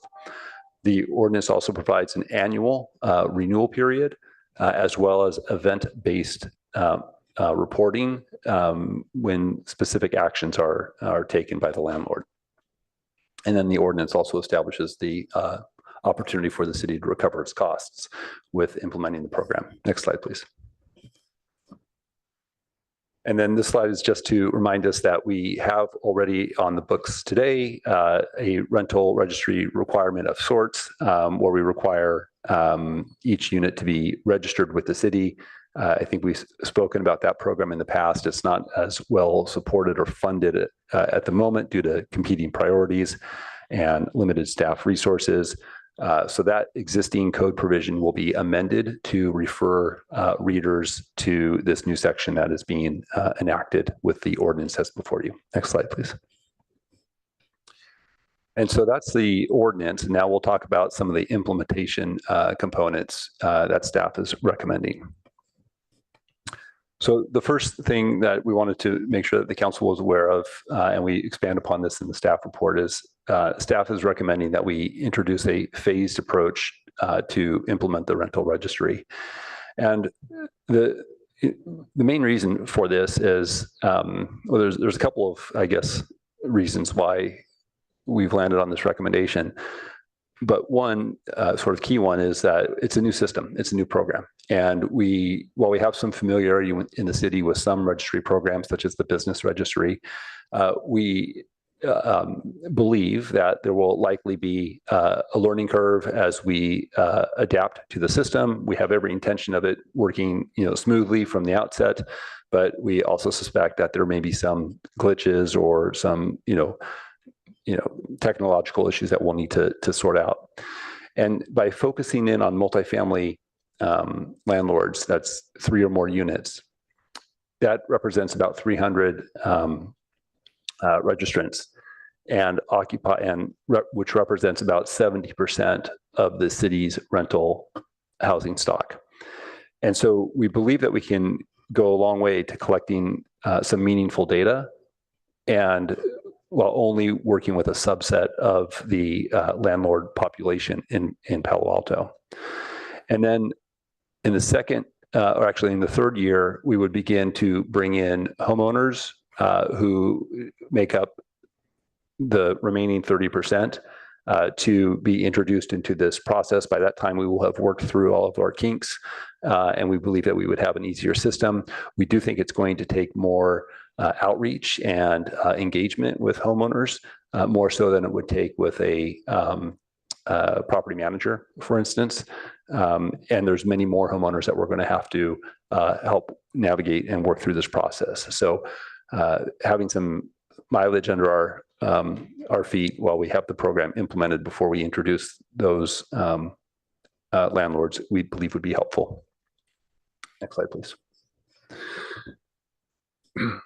So based on initial cost estimates, from what we know, we anticipate that it will cost a landlord about $40 per unit to register to participate in this program. Staff recommends, for the similar reasons that I mentioned a moment ago, that fees be waived for the first year and then collected for the second and subsequent years for multifamily property landlords. And then in the third year, we would begin to introduce homeowners into the program, again, waiving the first year fees for those individuals. And then by the fourth year, collecting participation fees for all landlords, and thus cost recovery for the program. Data collection, we have a attachment to your staff report that identifies the different types of information that is anticipated to be collected. The Housing Ad Hoc and the Planning and Transportation Commission have both asked to see a final version of that before we publish that live. Next slide, please. And then, as I noted earlier, there's staff recommends 2 event-based reporting mechanisms, so that during the course of the year, if a landlord issues a notice to quit to a renter, that would be a qualifying event that they would have to provide that information into the rental registry program portal. And then anytime that there's an eviction notice, that would be reported through the landlord portal of the system. Of course, as we noted in the staff report, you can have many different metrics that you use to have a landlord report a qualifying event-based system. And we could always change that list through the implementation programs. We thought initially focusing in on the ones that were potentially most impactful to renters, it would be a good place to start, and we can choose to expand that later if that's appropriate. And then there's the question of penalty, how do we enforce and penalties for penalty fees. So as you can see, there's a $50 fee to a landlord per unit for failure to register in accordance with this ordinance. And I forget, is it 75 next and 100? And then the fee goes up from there from 50 to 75 and from 75 to 100. And in addition to that, the staff has discretion for how frequently that that fee is assessed. These are, each day would be a new violation of the code. So in theory, one could apply a daily escalation to those costs. So we don't believe that there's a need to change the fees that we have on the books today, because we would have the ability to apply that fee for every day that the unit is not registered. Now, we can talk a little bit more about in practice how we go about that. We would certainly want to give a landlord sufficient time to register their units before we start charging daily fees. But I believe that there's sufficient mechanisms within the fee schedule to already accommodate that, to encourage participation. And then another area, and this may generate some additional conversation with council, is staff's ability to enforce the ordinance and the registration at this point, based on existing staff resources, would extend to ensuring all qualifying units that are subject to this ordinance register through the program. That is, if you're a landlord, we would have data about the number of units that we believe should be registered, and we would verify that that information is being recorded through the landlord portal and updated in the registry program. That would be the extent of the enforcement efforts. And based on some of the information that we've collected through this process, rent increases or some other items may be identified that may show that there's a violation of one of our local or even a state standards. That is not something that the city would, at this time, based on our resources, be able to follow up on and enforce. If there is council interest in that, and I know that it's been expressed in the past, that is some additional work that staff would need to explore. We believe it is a substantial amount of effort to begin a enforcement mechanism of our rental protection programs, and it extends beyond the staffing resources, but the regulatory framework by which we would execute that process of enforcing our provisions. And so if council is interested in more data on that, we would have to come back to you with some additional research on that. Next slide, please. So for the basic program that's described in the staff report and in this presentation, staff believes that for the Planning and Development Services Department, at least 2 full-time equivalent employees would be needed upon full implementation. The proposed phased approach that we've recommended would only require 1 FTE initially, and we would supplement that work with existing staff resources. The program costs, as noted, is $70,000 initially to get the program up and running, and about that amount annually going forward. Once we are collecting fees in the 4th year, we would have a between the program fees, and it would be cost recoverable, the whole program at that point, based on the proposal recommended in the staff report. Next slide, please. Okay, I won't get into this slide, but slide 13 is a summary of all of those sort of implementation variables that I just went over in the presentation if you want to come back and refer to this at some point. Next slide, please. Okay, and then just briefly the timeline. There are different components of this rental registry program. We've done the outreach and we have the draft ordinance that's before you today. We anticipate returning to the city council in early next year with for a consultant selection to implement the program online through the online portals. We would then publish our administrative regulations based on the guidance that we received from city council this evening. And then as a part of the budget process, we would establish the fee structure to collect the rental fees. And we would anticipate launching the program in summer for its first year, beginning at that point. Next slide, please. Here's a timeline. Again, this has been a 2-year effort, and the slide before you explains what's happened in most recently in this year. Next slide, please. And then the staff recommendation again is to adopt the ordinance that is included in your packet to establish the rental registry program, direct staff to implement the program based on the recommendations set forth in the staff report, and to return early next year with a professional services contract to establish the program and for the 1 FTE position that we believe will be necessary to support the program. Next slide. Okay, and that concludes the staff report. I will note Alan Aiken from the Planning and Transportation Commission is in the audience. He's here to answer any questions that the council may have, but is not prepared or doesn't have a prepared presentation for the council this evening. And with that, I will conclude. Thank you. Thank you, Director Late. We'll come back to council for any technical questions that council members may have for both staff as well as for Commissioner Akins. Councilmember Burt. Thank you. So with the set of questions that you've placed at the back of the report with both what we're trying to determine and the information that would be collected to determine that. It's called rental market question, and then information to be collected by rental registry program. With one of the struggles, well, a couple things I'm wanting to know whether we're going to be able to capture. One is how long a unit has been vacant. Would that be part of the question?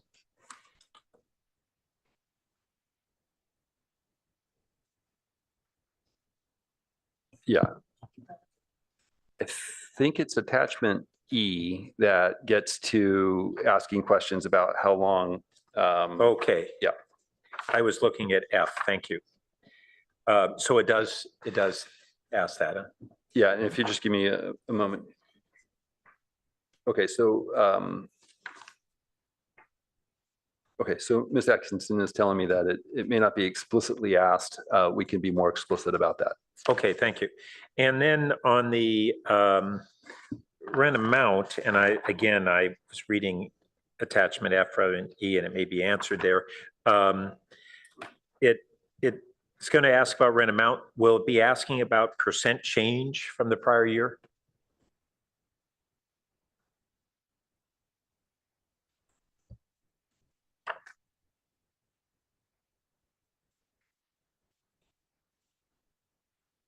So I think it was going to be, I'm not sure how it was going to be calculated, but we would have the data from the previous registration of the rent. So that would be in the record. Yeah.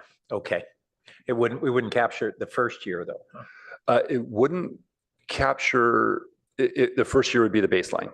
It wouldn't capture the year preceding that. And if that was something that the council was interested in, we could request that too. Well, yeah, I think it might be useful to start from the first year to understand what kinds of increases we're seeing. Okay, and then the other thing that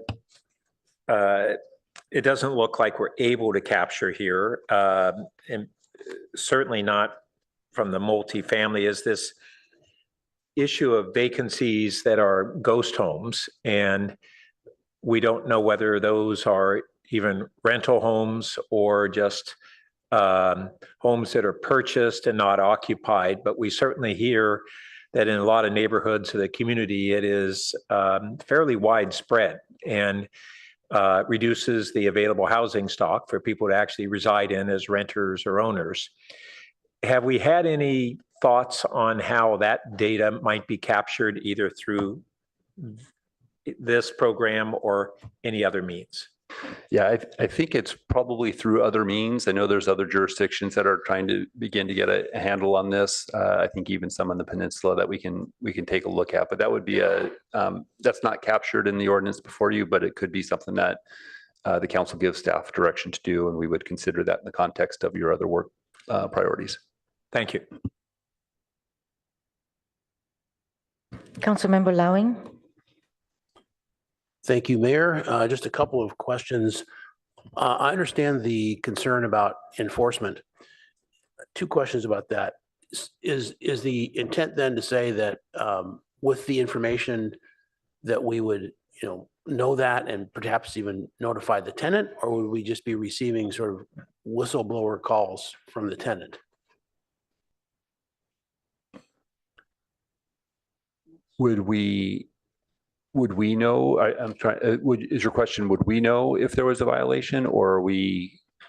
Well, we probably would. But I'm trying to say, since we're saying we probably can't enforce this and spend a lot of money on that, what's the default? It's that the renter has to realize that and go to an attorney and defend it. Yeah, that's correct. It would be a private matter between the tenant and the landlord, and it would need to be settled through civil court. Okay, and the reason I use the word whistleblower is because if we got one of those, we would say it is a private matter and you need to take this up with an attorney, although we could potentially have legal services that we could refer them to. So, and I'd welcome anybody from the attorney's office to weigh in, but our approach here would be to develop an FAQ and a list of resources available so that if people were to experience one of these, perceived violations or alleged violations of our own local ordinances, here are some agencies that you could go to that might be able to assist you. That would be the extent of our engagement in that. Yeah, exactly.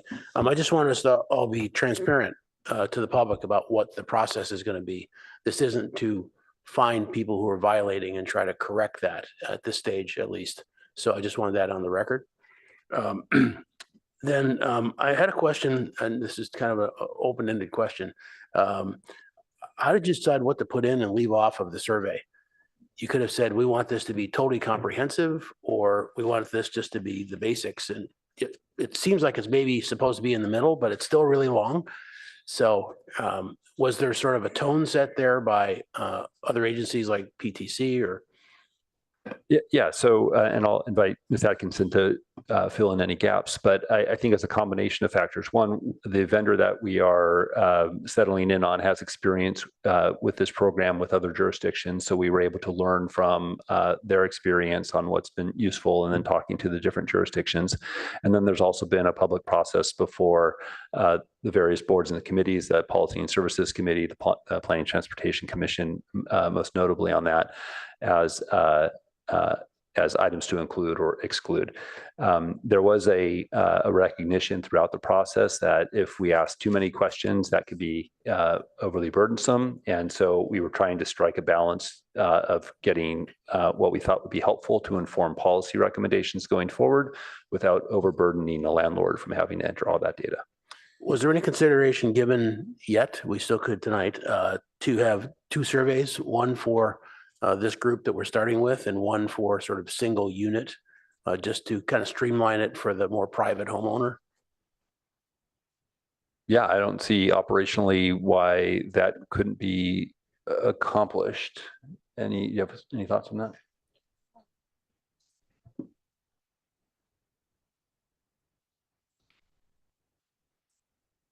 It's just a directional question. Obviously, we don't want to redo the existing draft memo from the dais. So two thoughts. One is I'd be curious to know what you would want to exclude from this that we wouldn't want to also capture from homeowners. So in other words, the data we believe is transferable across both rental types. And then the other piece is just circling back with our vendor. I mean, it's all just, it seems like that's a programming matter that should have a fairly straightforward solution for, but we've not engaged the consultant about that. Okay, and it seems like you're my last question, it seems like you're very sensitive to what I'll call the hassle factor of mid-year updates. And so right now your intent is to try to keep it at those two that you call out in the slides? Anytime somebody has to go back to it before the year is up is a hassle factor. But you're saying that we need to know those two facts, which I don't disagree with. So yeah, agreed. That's the intent. There's always an opportunity to add more event-based reporting mechanisms. But again, just as we're getting familiar with the program and trying to understand how people are responding to it, we thought focusing in on items that were most impactful to renters. Not to suggest that a rent increase is not impactful, but to focus on eviction and things like that were the areas that we thought warranted the most immediate attention. Yeah, that's what it sounded like. Okay, thank you, Mayor. You're welcome. Thank you. Councilmember Venker. Thank you, Mayor Koo. Councilmember Lowing asked about my two areas of inquiry, the event-based registry and the enforcement. So I will just, on this technical round, just follow up just a little bit on a couple further technical clarifications. Just on that last point about the event-based registry and the interim reporting on the two that are proposed. As you mentioned, there are others that could be added if we were to seek to do that. While it would be more of a hassle for the property owner in terms of the city, because it's them acting, I take it wouldn't be any further burden on your staff. Is that right? Yeah, I don't believe that would be problematic for us. Again, our enforcement is limited to getting them on the registry, and we're not really going to be able to effectively enforce whether an event happened that required reporting. So you're right. I think it's more for mitigating or trying to mitigate the response from the landlord side. I would have to disagree with that. There would certainly be an expectation from the council and community that staff will be following up to ensure that any qualifying event is actually reported. And I would expect, not unlike code enforcement, that there would be an expectation that staff is ensuring that those events are actually on the record. Okay, so just let me to take that apart. What I'm curious about, so the additional staff burden would be compliance enforcement along with the others, but the software and all of that, it's no big deal just to have the additional, I assume, just the additional queries. Right. From the vendor's point of view, having the system set up for different event-based reporting is not problematic. Okay.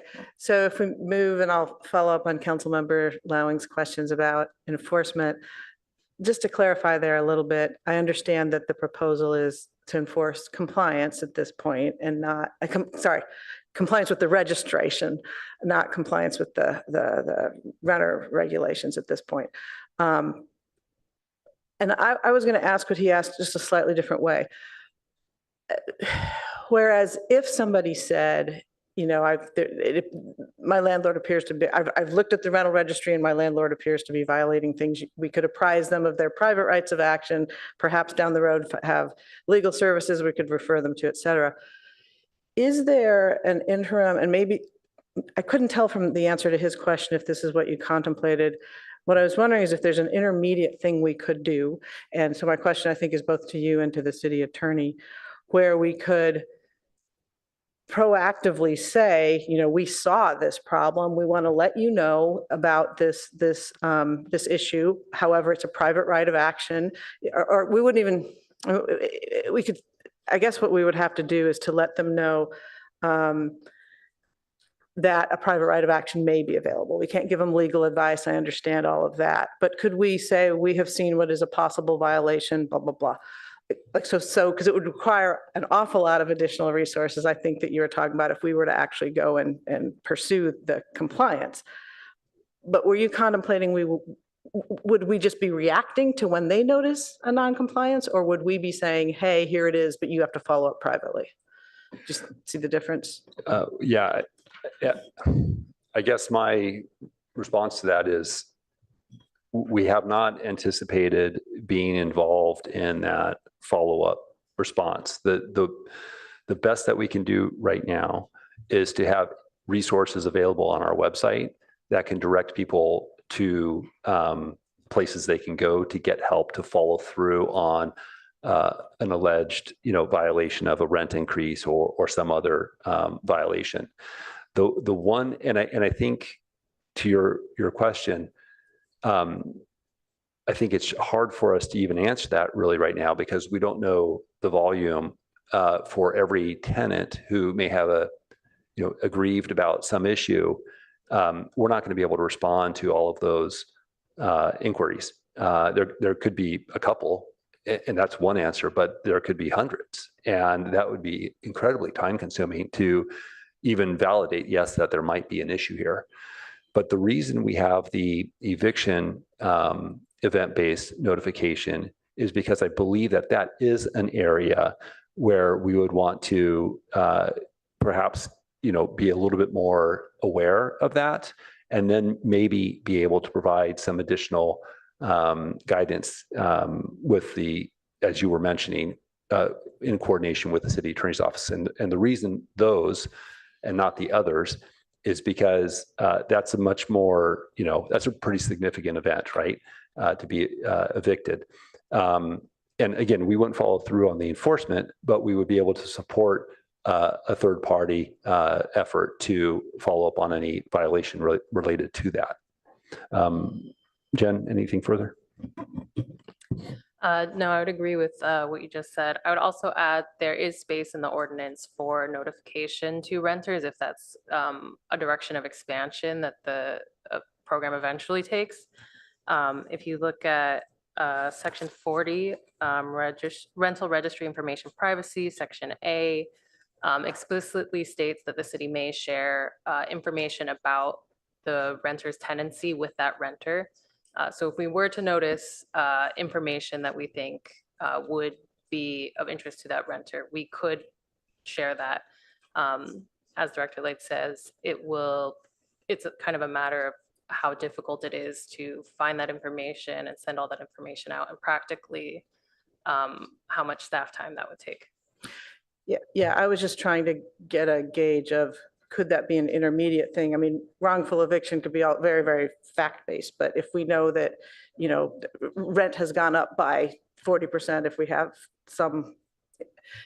if there were some more objective measures of things that we see that were non-compliant with current laws and regulations, could we not say, we have noticed either lease tenure or things that are more objective, and then, say you may have a private right of action available. So shy of taking on the case and figuring out the, messy facts of other kinds of wrongful eviction like discrimination and such. I thought the purpose of this registry in part was to elucidate when there's like objective measures, where landlords are in violation. And if we were, I'm not saying we start with this, but could we not go to some intermediate position where we notify people of what appear to be objective violations that we have observed, and then apprise them that they may have a private right of action? Is that something we could do down the road? I think it's something that we could do. I think it's something that we're not currently staffed for, and it's something that we could return to council with, what it would take to get there. Okay. All right. Thank you. I'm over my time. I just was hoping that perhaps that might be available before we got to the full-blown compliance enforcement, so that we could, to me, it seems like an intermediate step that I was just curious what it would take. Well, to that point, I would note that the term of art you used is fact-finding, and that is a specific duty that would be involved if the city were in the role or to take on the role of attempting to identify those objective factors. And to Director Late's point, that would be a discrete level of resourcing required and an entirely new activity that would be required to take that on. Right, entirely new, but not to legal action in the lawyer's office. That's what I was trying to suggest.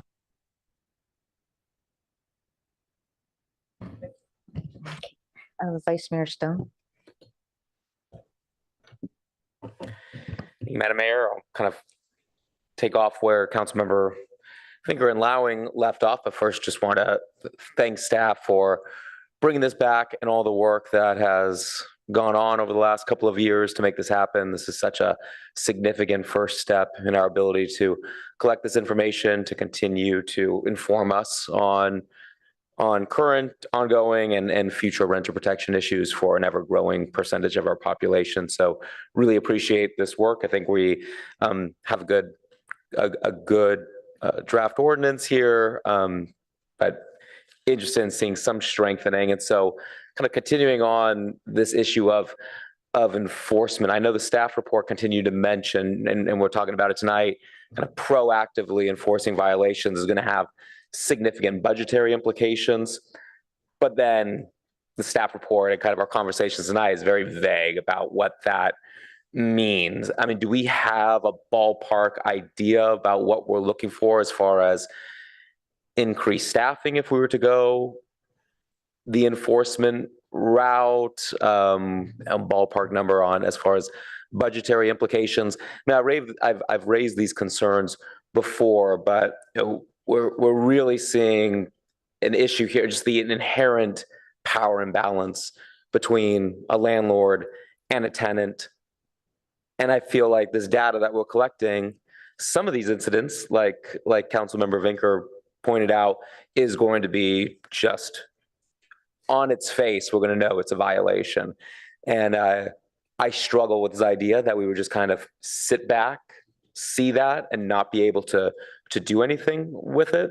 So do we have any idea there, or is it, as you just suggested, Director Late, that's a whole nother conversation that we'd have to have another day with quite a significant amount of staff analysis? Yeah, unfortunately, I think it's more the latter. I know I'm not prepared from the planning and development services side to answer that question with staff resources. And I think there's actually potentially a bigger response from the attorney's office, which again gets to the regulatory framework and how we put that together and how that gets supported, not only with attorneys, but support. And, I don't even want to get into Molly's realm there. So I'll turn it over to Molly to maybe speak to it broadly from your perspective. Yeah, thank you, Director Late. Molly Stump, City Attorney. So yes, Vice Mayor Stone, you've raised these concerns, acknowledged they're real and that some council members have them. If we got direction from a majority of council to really dive into this issue, we could do some work to explore models of enforcement and also then begin to put some numbers around staffing and budget for that. There are some questions that and input that we would need from council. And then on our side as well, we have not fully explored that issue, other than to know that it is substantial and that cities that do have a rent board, that have rent control, have administrative law judges, have counsel for the rent control that may be separate, have investigators who go out and find facts. And so we're really talking about a unit, a new unit that doesn't exist now of city government. So we are happy. We understand the importance of this issue. And if council wants to know more concretely what it would cost so that you could begin to decide if you're interested in going down that road. And then, of course, the budget people would say, how are you going to pay for that? What else are you not going to do or do less of? We're happy to do that work. But frankly, I don't feel, although I've heard these expressions of concern and I understand their importance, I have not gotten clear direction from majority of council that we should do that work and bring back that analysis. And so that's what we're looking for to answer that. Perfect. Appreciate that response, and interested in hearing thoughts from colleagues as we get into our discussion tonight. But it's difficult to kind of just forego that possibility without really having a better sense of what those numbers look like. And I understand the position that staff is in. You can't take on that work without direction from us. So my next question is on the issue of the penalty fees and Director Late. I feel better with what you said about those fees could be assessed daily. But I understand Mountain View does something that I'm curious, and I don't know if you looked into it, but I believe they do a rental increase moratorium on property owners who have failed to update their rental registry. I'm curious your thoughts about us implementing that here. And that to be clear, a rental moratorium that would only last until the registry is updated. So that is an option that we're familiar with. We did not include it in this particular ordinance, but council could give us the direction to do so. Again, maybe I could spend a little bit of time on the penalty fee structure, and because ultimately that might be more impactful than withholding rent increases. So the way I would imagine this working is we will have our 2-month sort of open window where landlords would have an opportunity to register in this program, and then we would begin our enforcement, our quality control to make sure from the vendor that all of the qualified units that we have on record are registering, and where we have gaps in that data where somebody has not registered, a notice would be sent out informing them that of the requirement and a timeline to comply. Some of this could be done from the vendor, but once it comes over to the city side for actual enforcement, we would send a notice of alleged violation, and again, some window to respond to that. 15 days, 30 days, something like that. And noting that for each unit that is a violation that they failed to register, that is they're susceptible to that penalty. And if that time is not met on that first sort of notice to comply, we would follow up with another letter saying, we've not received your information. You've got another 10 days to make this work. After that, we will begin to assess a penalty. That penalty will be $50 for the first violation. The next day, it could be $75, and the third day, it could be $100 for each unit that has not registered. And that penalty at $100 can continue each day for each unit until the landlord registers those units. I will note that there's, we would want to exercise some discretion and really give landlords an opportunity to comply, because the amount that could be assessed could get quite large quite quickly. And so I think there's some legal parameters that would inform our decision on how we would approach that. Okay, thank you. Councilmember Tanaka. Yeah, I also wanted to thank you guys' work for this. I know it's not easy work. Appreciate it. I was looking at the staff report, and one thing I didn't find in there, which I thought maybe you guys could talk about, is so has there been like a significant history of rental abuse in our city? I mean, has there been histories of landlords just abusing renters more than other cities? Or I'm just trying to understand some of the I'm just talking about the stuff that's been reported or you guys have heard anecdotally. So let me see. I think we've got Mika Vanderswag online. Mika, are you online? Yes, I'm here. Okay. And then did you hear the question? If he could repeat it, I think he was Yeah, I can repeat it. That's fine. Yeah, thank you. So I was just trying to understand from, what knowledge you do have in terms of evidence of abuse of renters from landlords. I've heard it from other places in the cities, but I haven't really heard it in Palo Alto. But I'm just trying to see if staff, you guys had reports of this, if there's like a terrible trend of landlords abusing renters, and why there's kind of like the motivation for this program. So I don't know if staff could talk a little bit about some of the evidence, the actual complaints or things that have come in. So I can speak to that. So Minka Vanderswag, Office of Human Services. So I oversee the contract with Project Sentinel, which oversees the Palo Alto mediation program. So I do get calls directly from residents who have concerns regarding issues with their landlords. Those tend to be more questions about if their rental increase is legal. They call with 3-day notices and so forth.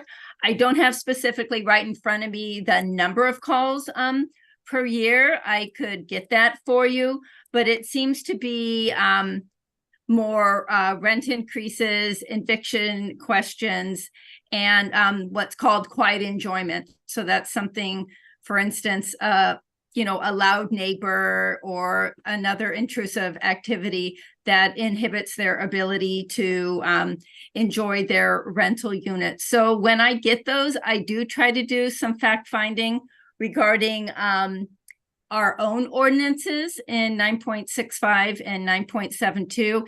And I also direct people to the Palo Alto mediation program. So we do have our mandatory response program for certain rental issues that are required that the landlord and the tenant come together at least for a first conversation regarding it. But it's really a program that works when both parties are interested in working together. Where it gets trickier in accordance to some of the other questions by council members is if it gets to something that would involve the tenant having to look for legal representation. And there are some nonprofits that help with that, but they usually have pretty long waiting lists. Okay, so it sounds like there's already pretty good channels of communication back to you. So you're hearing these issues come in. Is this like a lot more than nearby cities? I could not say. I mean, we could provide some information after the fact from Project Sentinel. They do provide the landlord mediation programs for many of our local cities, but I don't have in front of me if the issues that come up in Palo Alto are much different than neighboring cities. With Mountain View's very extensive, rent board, et cetera, I'm sure they're seeing things quite different than we are based on what renters are able to bring to them. Okay. Yeah, I was on the Zumper website, it shows like the rental prices. It shows the rents are down 8% year over year. It also shows interest rates, right? It shows like how the cost of mortgages and whatnot have went from like 2% to like 7-8%, as well as an increase in labor costs. And so how do you think this is impacting landlords as the rent is going down, the vacancies are increasing, and the interest rates, so their costs as well as the maintenance costs and labor costs to run these properties? How do you think that's impacting landlords right now? I would not be able to speak to that. I'd look to Director Late or Ms. Atkinson for that. Yeah, thank you. Appreciate that question, council member. We don't have data on that. The direction we received from council was to develop a program and come forward with a recommendation on implementation, and that's what we have before you. But I understand your concern and comment on that, but I don't have any data. Okay, it might be good to get that data as well, because I think one of the fears I have is right now, of course, we have a lot of vacancies, but there's a time when we didn't have a lot of vacancies. And if we want people to rent out the properties, we got to create the incentive. Councilmember Lithcott-Heens. Thank you, Madam Mayor. Unlike my colleagues, I'm sure I haven't yet memorized the Muni Code. So I was surprised to see in slide number 8 in tonight's presentation. Thank you for your work, by the way. I want to thank the staff for all your work on this. I was surprised to see a reference to an existing registry.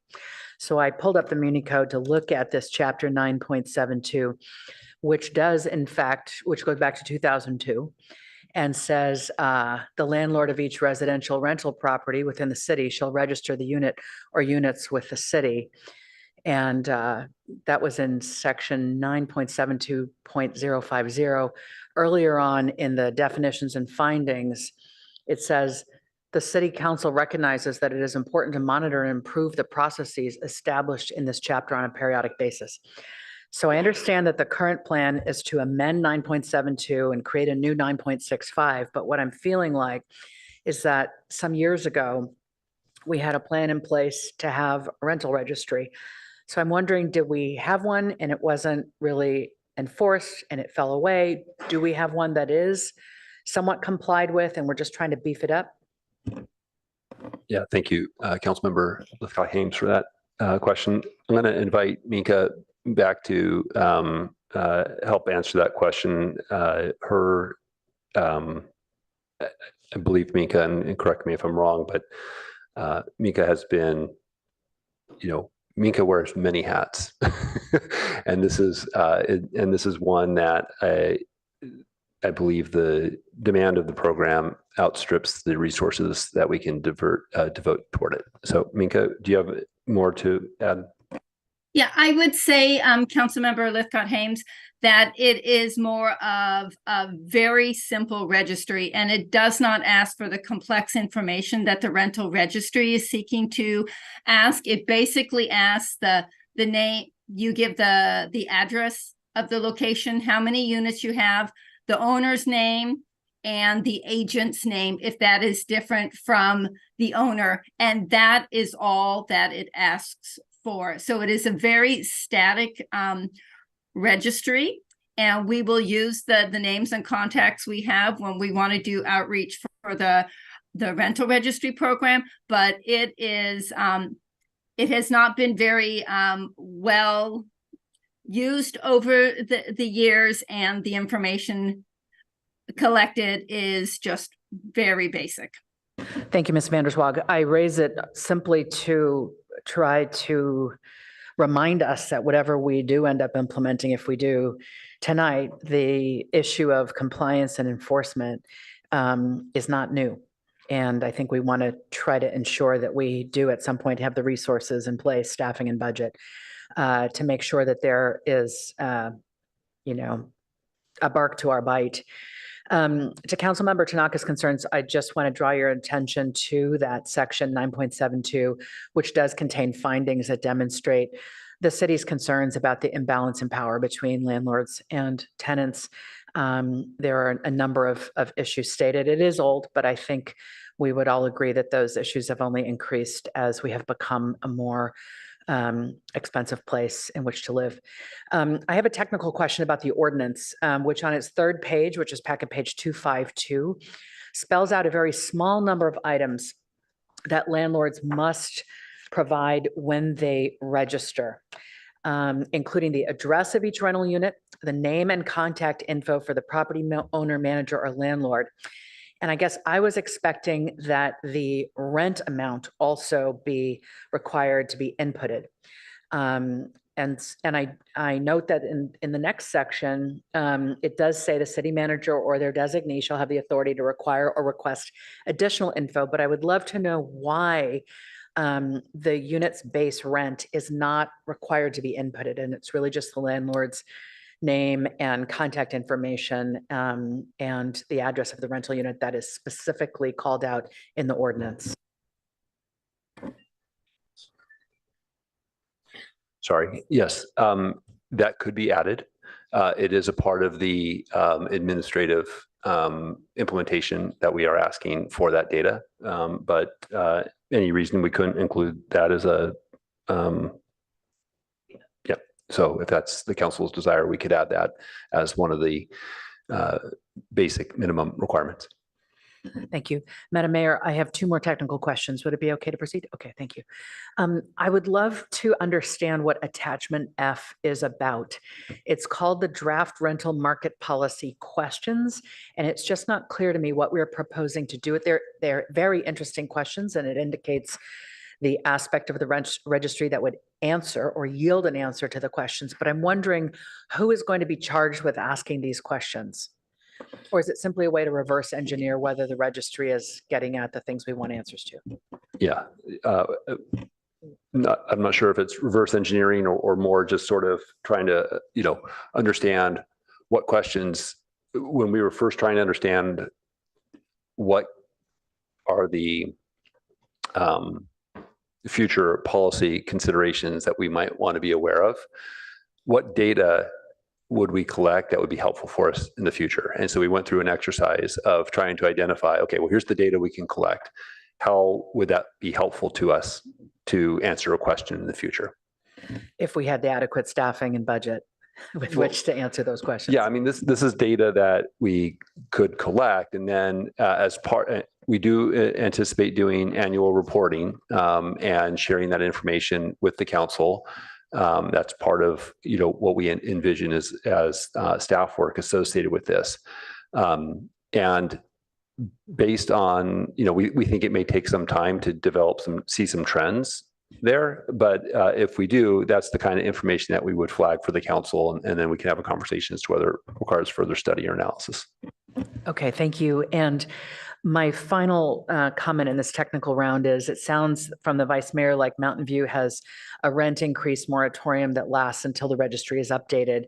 I would also note that the city of Syracuse, New York, apparently has combated lack of compliance with a regulation that says a person may not be evicted from a unit that has not been properly entered into the rental registry. So it's sort of maybe both ends would be good for us to focus on. And I'd offer that perhaps this is something we could look into if we haven't already. Yeah, absolutely. If the council wants to include refinements to the ordinance to address that is something that could be included. Thank you very much. Thank you. I have a few questions. So attachment E, the draft example of an initial rental unit registration form, what's all the sections are mandatory to answer, or where does it cut off and it becomes optional? Because I think in there it does have enter dollar amount, right? They're not. So the idea is that those aren't optional fields, that it's a mandatory form that needs to be filled out completely. And you're right, we do ask about the present day rent at the time that the registry is being updated. Okay, thank you. And then does the RRP also track bedroom rentals? Because we do have in the community individual bedrooms that are rented out to separately. So do we track those as well, or is it just the dwelling entirely? So it doesn't track it if there's a homeowner living on premises and renting out a bedroom. That is not tracked. If the homeowner is not present and rooms are rented? That would be tracked. That would be tracked. Okay, thank you. Are the commercial rentals, the more than 5 units to 50 units, are those ones tracked also? Like our multi-residentials that are large commercial residentials? So multifamily buildings with more than 3 units would be tracked. Okay. So I see that landlords are responsible for registering their rental properties. Does the property manager go through the same process, or will they have to get an affidavit or some sort of, what would they have to provide to the city in order to register the property for their client? Same process? Yeah, so you would have a somebody, so you identify who the landlord is or who the property owner is, then you identify who's, if there's a property manager, and they would, the property manager presumably would be the one who would complete the registration form, and then they would sign the electronic So validation. just like a landlord. On page 264, A5B, services included in rental, what are the services referring to?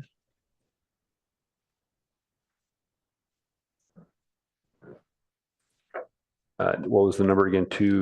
Packet page yeah. 264, A5B. Oh, if there's like laundry service or, Oh, the amenities. yep. Okay. So one of the concerns with privacy is if the rental has done work that is not permitted, how does the city ensure it's not used against the property owner if they're going to comply with the RRP? I mean, I think there's also concern, that say, for example, somebody has expanded without a permit or put in something without a permit. Can this county assessor come in and take that record and reassess their property taxes or something to that effect? So I mean, would you be sharing that with what you gather? How private is it? Okay, so any data that we collect is subject to the Public Records Act. So we would have to respond to that. But I'm trying to understand your first question about if there's a landlord who does work without a permit to expand a rental unit in some way. Well, we have some units from long time ago that might have some unpermitted areas. And so if they comply and register, will they get in trouble or will they have to go and suddenly fix up and bring everything up to permitted status? Okay. To conforming. So, so an example might be if we have a property and we think there's 5 units on premise and they're registering 8, for instance, that might show a disconnect between our records and what was entitled or improved and versus what's out there now. I mean, I could see that as something that would potentially catch our attention. And so the question then is what happens next, right? So if we, I mean, our priority, of course, is life safety. And so if there's been illegal construction done, that's something that we are, we do tend to respond to and follow up and see if there is some safety concerns there. So would that actually keep somebody who might think that they have something some structure, something that's been done on the property that's not conforming, and they would not register because of that potential increasing cost to them to bring it to conformance? So I want to be a little careful here because there's a lot of,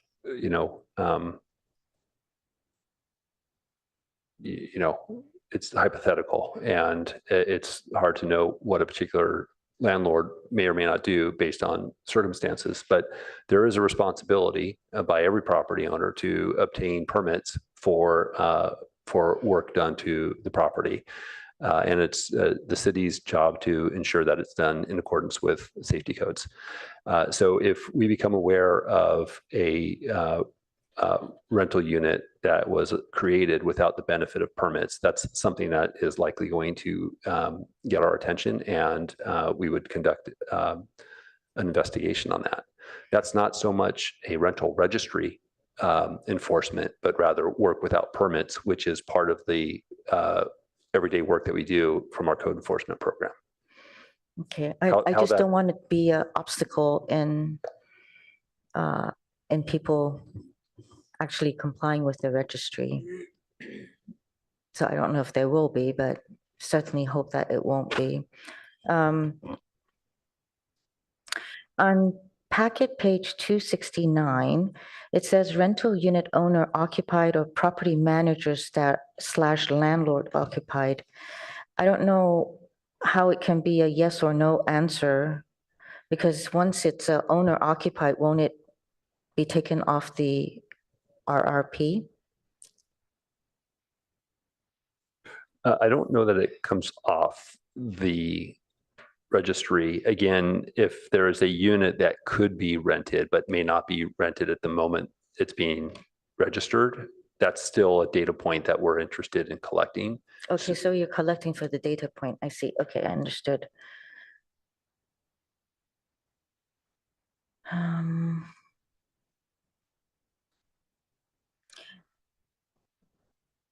So your event-based reporting, when a unit is vacated,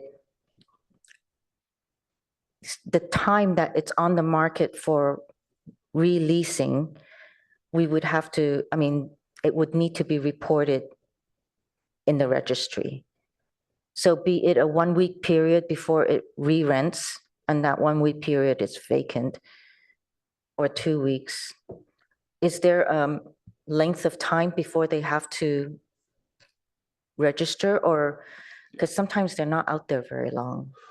Right. And so the staff recommendation would not have that as an event that warrants reporting sooner than the annual renewal process. Unless the person was evicted, that is what would trigger a recording. That's what you A want to reporting. know. Last question I have here is, actually, it's not the last question. On the questionnaire, the last page, packet page 272, shouldn't age of the unit be a factor also, since a lot of times if we're tracking data, it determines price, but it also determines the loss of affordability if it's an older structure and then it's demolished.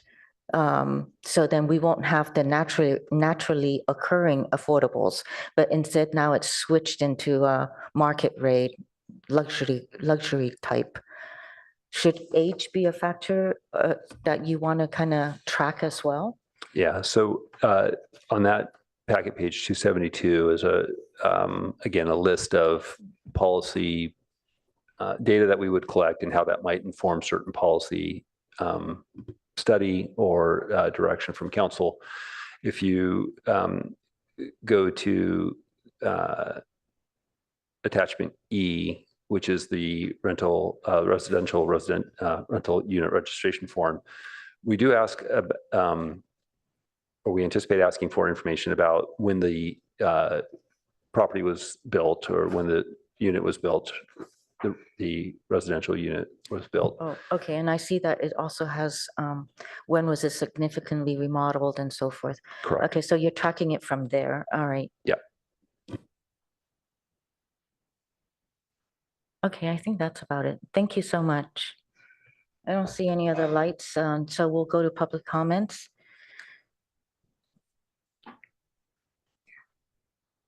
I'll do 2 minutes each, please. And we'll stop taking comments after the first one. First speaker. Our first speaker is Leanna H.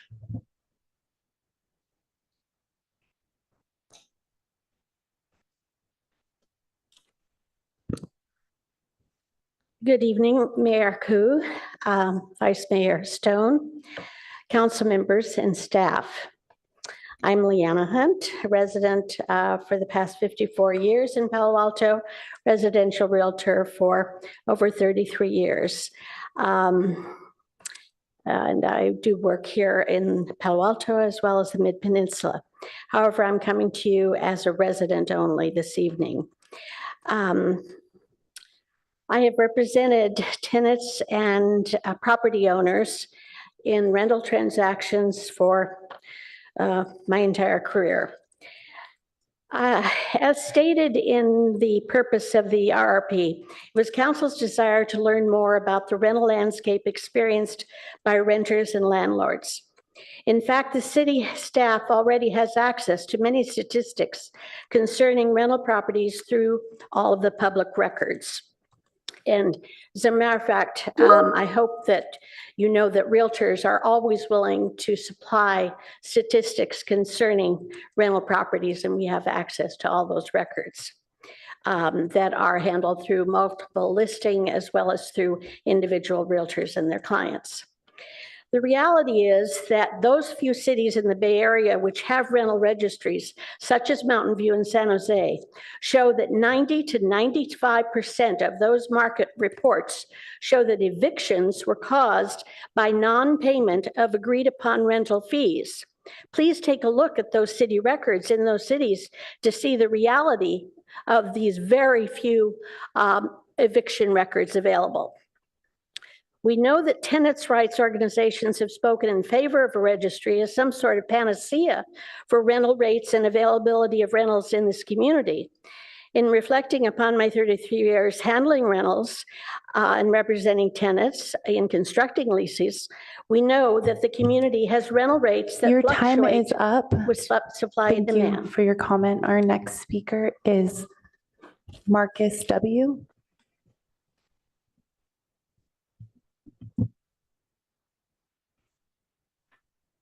You guys are to be congratulated for reading so much. On page 251 of the council packet, I'm still at a loss to understand the purpose of the rental registry. The intent sounds good, but the registry will really not make any difference. The program seems to be based on anecdotes about certain landlord transgressions and a need to protect one or two helpless tenants. The city seems to be promoting a solution in search of an unidentified problem. Landlords are already required to include information on individual leases regarding state rent control and the mediation offered by the city of Palo Alto. The policies advocated by the rental registry imply that landlords are gouging or somehow taking advantage of tenants. This is simply not happening. Over the last 10 years, with 200 apartments, we've had 2 evictions, people not paying rent. We like to get rent. The requirement to fill out a 4-page registry is unduly onerous and really adds no value. Those who have to incur the burden of the operation are, of course, in favor of this rental registry. I think the burden should be shared. The registry is designed for a few large landlords, and it'll become very burdensome when extended to 3,000 smaller landlords. Low-income renters are a minor issue. 20% of the rental units that we have are below market rentals. They're controlled by the Palo Alto Housing Corp. These units do not need an additional layer of protection from the city. The rental caps and security deposits proposed already exist through the state of California rent control law. State law, however, does allow for evictions if you're going to improve an apartment. This is how we constantly improve the housing stock and ensure that others will invest in Palo Alto. The proposed rental registry states that the city needs to collect this information to identify problems. I would suggest that we allocate $700 a month to Zillow, or at least to understand the market. I'd further suggest that the approval of any rental registry should include a sunset program. Lastly, the goal should be to improve and enlarge the housing stock to the benefit of the general population. The policies being discussed are counterproductive to this goal. Instead, these policies will discourage investments. Thank you very much. Our next speaker is Liz G.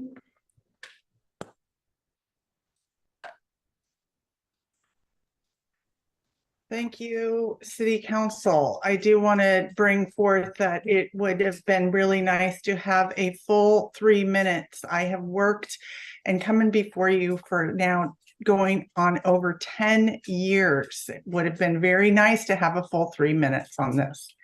I am for this rental registry. I support it.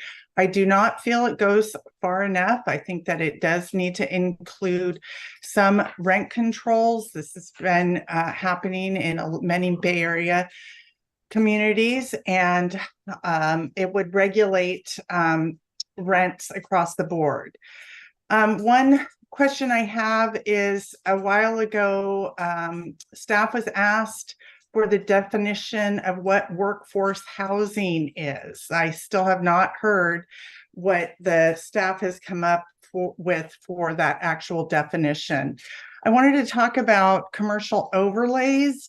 I live at Mayfield Place, and to answer one of the council, particularly Council Tanaka, I received, or I should say my son received, a lease violation on an adjacent property for skateboarding for maybe 30 minutes. I want to know how the city ordinances work, especially in light of gas-powered leaf blowers and all kinds of these shredding companies coming through for hours on end, days a week. I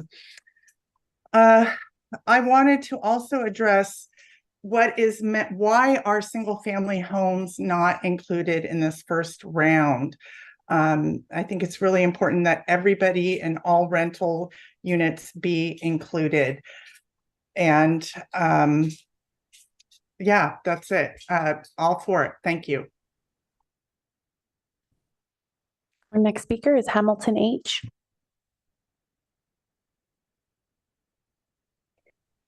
Dear City Council, I respectfully request that you consider an exemption from the proposed registry for non-professional owners who own a single rental unit. Exempting them would alleviate staff's administrative burden. Tonight, you are considering penalizing these renters $3,000 per month or $32,000 per year if they fail to register. There is no confirmation that the landlord will have ever received the notice. They may be overseas or somewhere else. These penalties are draconian and excessive. Cities like Mountain View and Syracuse have come up with much more reasonable solutions. Please do not pass a $32,000 penalty a year for failing to register. Please do not create overlapping regulations with other jurisdictions, including the county, which currently uses the courts and the sheriff to regulate rentals, or with the state. The form is very long. Like, I don't even know what to do with this rental amenity section. Please do not include a rental amenity section for single family units. We don't have landlords and cable and park, all this sort of stuff. So I think that is excessive. Many of the individual unit owners depend on rental income for retirement or may have retained the property after relocating or renting it while in extended absence. Some are renting ADUs. Imposing additional regulations could deter them from offering these units for rent or maintaining them as rental properties. If the bar is raised on renting these properties, they could seek out a property manager, which would be a logical time to convert it to an Airbnb, or at the very least, the property manager would raise the rent. My own home is half the price per square foot of the Palomino workforce housing, and I have not increased the rent for many years. My tenants are typically been families with multiple children attending POSD. An exemption for single-family owners could support sustainability of an affordable rental market and serve in the community's best interests. Thank you. Our next speaker is Anil B.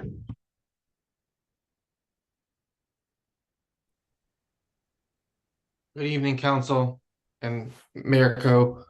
I'm Anil Babar with the California Apartment Association. Imposing this registry, instead of using existing sources of data, as Leanna had mentioned, to develop an understanding of local rent levels, will only cause more problems and create solutions. It will increase the cost of housing because, as you know, once you create a program and you need to expand it, you're going to have to hire more staff to keep supporting it. And that's going to cause those $40 a year fees to go exponentially higher. It will pose operational burdens to housing providers, not only just the fees, but also the fact that these housing providers will have to hire more staff themselves to manage this additional program. And it will risk the privacy of tenants because, as the director of planning had indicated, this data will become public information. This council, if they choose to adopt this registry, is sending a signal that the impacts and risks are justifiable for the invasion of tenant and property owner privacy. And take a look at your neighboring cities. If you really had done a deep dive on those cities, you would have found that, as mentioned before, that majority of evictions are caused by non-payment of rent. When I say a majority, I mean 93, 94%. And furthermore, when you look at the average rent increases for these cities with rent registries, they're much lower than the actual cap.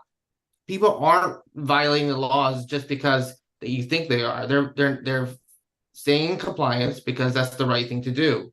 As members of the California Apartment Association, we urge our members and we educate our members to stay in compliance with the law. There isn't a need for this rent registry. Thank you. Our next speaker is Aram J. Okay, so I'm not really understanding this. This seems like if we had tenants on the, except for Mr. Stone, I think, a preponderance of tenants here, I don't think we'd have a registry without an ability to implement fines for landlords that gouge. It's just ridiculous. You're raising the expectation of tenants and then tell them, but you got to go get on a list with legal aid who is so backlogged, or you got to pay for a private attorney. So it just seems like you're raising people's expectations that something's going to be done to help tenants when in fact, without being able to enforce rent gouging provisions, boom. So I suggest that the city attorney, consider a misdemeanor rent gouging provision, start with infractions. We don't want to criminalize this process, but down the road, if landlords fail to comply, again, I don't want a registration provision absent the ability for there to be able to be a legal remedy if the landlord is gouging. Okay, so that's one thing. Secondly, I got to believe there's a model rental registry along with an implementation, continuing education of the bar.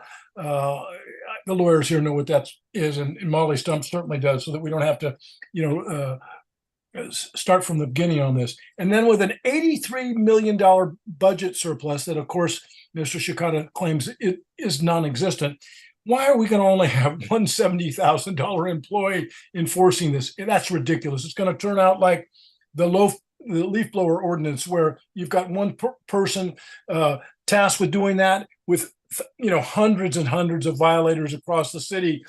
So it just doesn't make sense. You really need to do that. And finally, I don't understand why commercial landlords would be punished. Your time is up. Thank you. Our next speaker is Amy A.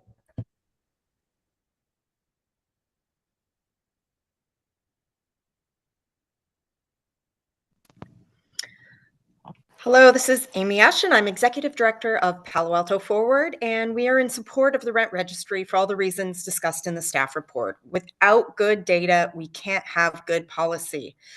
With our recent and very proud merger with the Palo Alto Renters Association, we urge approval of this ordinance as yet another tool to help us deal with the effects of our housing crisis. And we do hear the landlord concerns, and agree that an overly complicated data collection system would be deleterious to landlords and ultimately to the program itself. Please keep simplicity and data collection to only the most essential needed, especially as this program is rolled out. We appreciate you taking on this complicated issue on behalf of the almost half of our community that are renters. Thank you. Our next speaker is Jennifer L.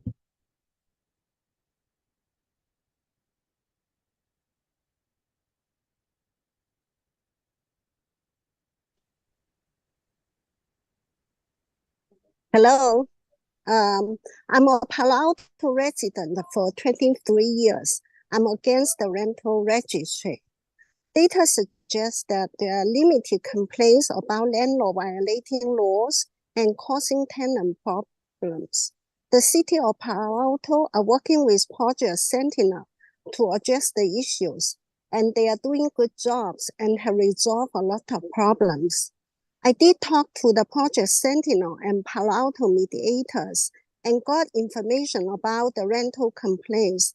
There are hardly any cases. They are about violating the rental laws regarding rent increases and eviction. Just like the previous lady mentioned, it's about the skateboarding cause noises and neighboring complaint and different miscellaneous complaints. As you guys discussed before, even if you collect the information, you will do very limited enforcement. I wonder why you collect the information without being able to enforce the rare situations. The rental registry is very expensive, and the city needs to hire more employees. Both taxpayers and housing providers need to carry the heavy burden. It increases the housing cost and make housing less affordable. This is against our goal to make more affordable housing. Also, the rental registration is violating the tenants and housing providers' privacy. Please reject this more costly option, please. Thank you. Our next speaker is Mona.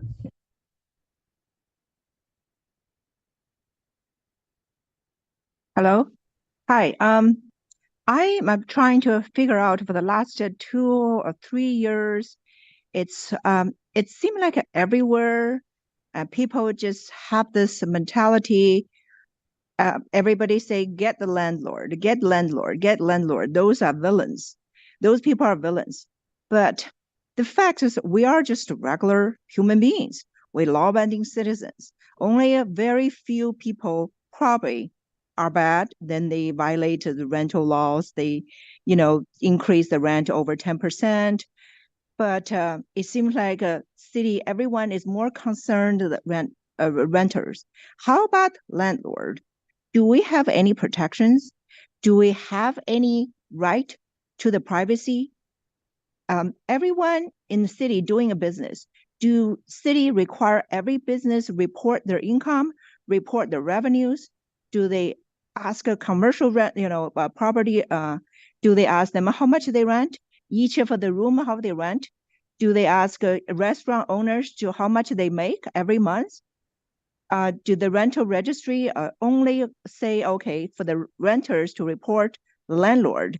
Does the rental registry have any sections for landlord to enter, say, okay, I am going to report this tenants have this violation, so I can use that as a base, so I can evict the tenants. Do the landlord? What is the right for landlord? I'm just, renting a single family home, but I have to go through the rental registry and I have to give them my name, my phone number, and this has become a public information. Also, I have to give them my tenants' information out. They can say, I don't want to. What do I do? So I strongly against city to implement the rental registry. This is really a violate everyone's right. Your time is up. Thank you.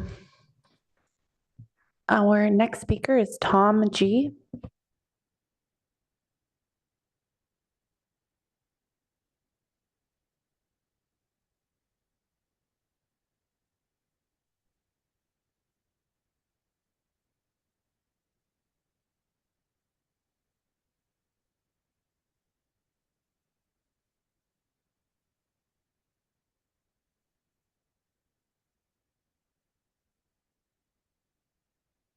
Can anyone hear me?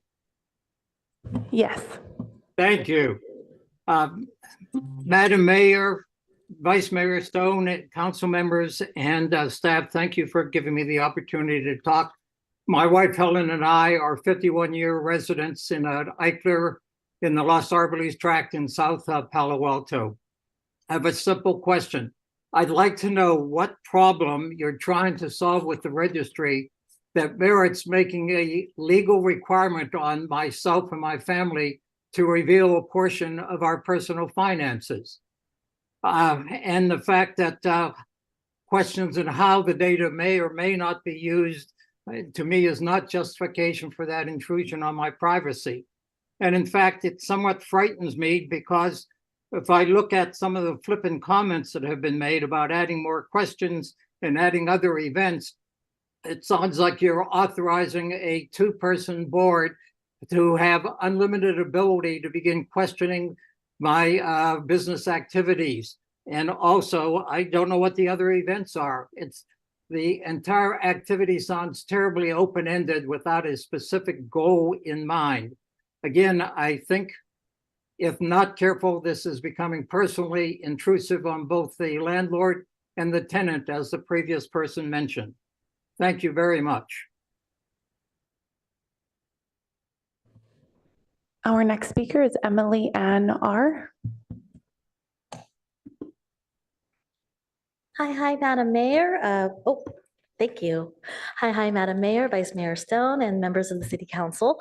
My name is Emily Ramos. I'm here on behalf of SB at Home. So since 2017, when council members first submitted a colleagues memo on renter protections, SB at Home has been a strong supporter of policies preventing displacement and decreasing the substantial barriers to housing that disproportionately impact low-income households and BIPOC communities in Palo Alto. So we sent a letter with more detail, but some highlights. With that memo and subsequent actions, the rent registry has long been a top priority of council as it expands on an existing city ordinance and promises to provide important information as data as the city begins implementing the tenant protection policies that we are already starting to implement. And we are encouraged by the city's commitment to cover all rental units, but understand the implementation strategy of prioritizing the properties that have 3 or more units. While some of the details will be left to the city manager, the effectiveness of the registry will require a system that tracks both the basics of the rental market and designed to understand the causes of eviction and displacement. So one of the things that was mentioned earlier in the public comments is the most common form of eviction is the 3-day notice to pay rent or quit. But what information would be very interesting is, did the tenant receive a large increase before that 3-day pay rent or quit? Has there been issues with many renters in that property that have been had that same issue? Have there been issues with a lot of different we want to follow this track of what is causing displacement in the city of Palo Alto. So thank you for your time on this. We look forward to working with you. Woo! Our next speaker is Mina Y.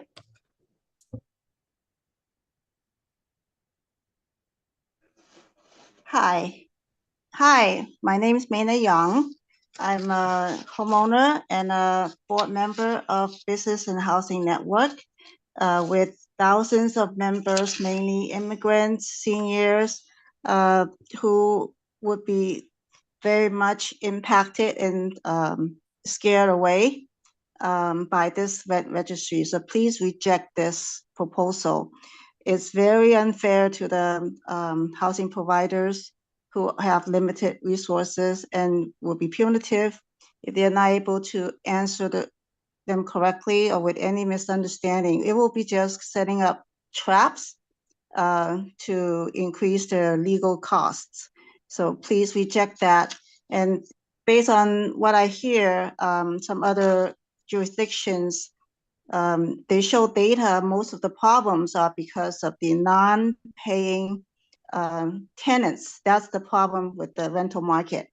And so I hope that you can address that and allow the landlords will have an outlet to reclaim the money that they cannot collect, which is impacting their business. So the rent registry is only going to decrease the housing stock. It's not going to add any more one unit than it needs to. If you're trying to stop displacement, this is only doing the opposite. And with the cost going up, there will be less and less people wanting to build more housing. So it will be counterproductive. Thank you. Please reject it. Our next speaker is Julie B.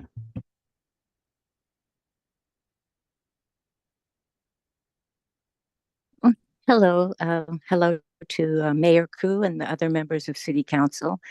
As a long-term renter in the California Avenue District, I'm obviously want renter protection. I don't have particular problems with my landlady, but I'm a little confused. It seems like the information you're going to be gathering, at least initially, is very minor. Who lives in the unit? How many units you're renting? They don't have to give the rent, which, I don't know. I don't know. I don't know if that's a good idea or not. I hope that the landlord or landlady they're penalized in some way if they raise the rents more than 10% a year. But I'm really confused. Is this because you're just trying to find out the number of vacant rentals units in the city? I know our area, we're getting a lot of projects through this. I don't know, maybe the Molly Stones project, and we have another office development in our area. Seems like a very fluid situation. I guess you're just trying to find out how many rental units. I'm sorry if this is just a vague question, but I'm a little confused about what we're going to get out of it. So thank you very much. That concludes public comment on item 16. Thank you. Madam Clerk, we'll come back to council. And if anybody has any comments or motion moving forward, please put on your lights. I see Councilmember Vinker. Yes, Mayor Koo. Thank you. And now that we're on to comments, the first comment I want to make is to thank Ms. Atkinson and Director Late for this presentation and clearly all the work that went into it and council. So thank you for that. And I also just wanted to comment that, landlords, we want them, we appreciate them, and we need them when we have 43% tenants. We just need to make sure that the few poor ones don't abuse the power imbalance they have, which would reflect badly and harm both the tenants and the good landlords. So to me, that's a large part of what we're looking for here. And having spent 20 years on the board of an organization that provided fair housing legal services, I can say that in the last few years, the need for them has become extreme and oversubscribed. And so there's something going on in some parts of the region, and it'll be helpful to know exactly what's going on within our boundaries. I wanted to try again to ask what I think I asked inartfully the first round. It really has to do with sort of back to the enforcement and whether or not we would ask for more information on that, and perhaps whether we could even tailor the request for more information to make it less burdensome on you at a future time. And I think I'm going to start by asking a question. I was trying to craft some intermediary thing, but maybe I should better understand what the full-blown thing is that you're not suggesting at this time, because I think I'm not suggesting that, but maybe I'm confused. So just a high level, perhaps if you could explain to me. I'm not sure we can. So if you vote to have us look at administrative enforcement mechanisms, I suspect that we're going to come back with a couple of different models and ask for further council direction on what it is you're interested in doing. Can you just characterize yes or no whether or not it would include attorney legal action? Oh, because I was. So maybe. I'm stretching here, but I believe some systems have a group of adjudicators, so administrative law judges who have lawyers to assist them. So they're the neutrals. And then there also may be advocate lawyers and investigators. And that's what I was wondering. That's plenty. Thank you. Yeah, I heard you mention ALJs, and I thought, okay, I just personally, without going there, would still be interested in some of the more objective things like lease terms that aren't honored, rental increases that are too big, things like that, and whether or not we could at some point ask you staff to figure out what that might look like, and thus what the resources, both staff and money, might be required so that we could notify people of violations, even if we aren't the ones that follow up with the enforcement action through the civil courts or ALJs. So I'll start building on what Director Late said previously. In theory, it is lawful to do that. I would caution that it's not necessarily as straightforward as there might be cases where information that's provided in the survey, there's a direct line or to a notification that there could be something that's inconsistent with the state or local law. You may want to know this, but in many cases, the facts are complex. And there's other things that surrounding circumstances that need to be ascertained, et cetera. So that's another level really of having investigators who would go out and ask follow-up questions and get many sides of the story, so to speak. So that's one issue. So in theory, legal, but whether there's practically the administrative ability to do that and do it in a way that's consistent enough to satisfy expectations as opposed to feeling arbitrary or occasional or one-off. Those are all things to think about, I think. Thank you. And that's helpful. Yeah, I think that's something that perhaps I would be interested in more exploration on, and whether or not there are at least certain things that might be less subjective than others, require less investigation, or whether there are levels at which we could write a carefully tailored, qualified note that says, we have noticed this may imply a non-compliance. If you choose to investigate this, you may be able, something that like that. So I would at least be interested in something like that would help with the enforcement side without getting us as deeply involved as could be. But I realize it's a difficult thing. The other thing I wanted to, may I ask one more? Or do you want me to wait? Okay. Thank you, Madam Mayor. I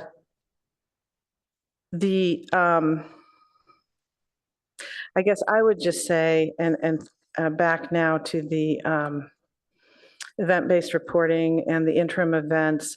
I understand the privacy concerns that were articulated by some of the public speakers are real. And I don't think we should have an endless list of additional events.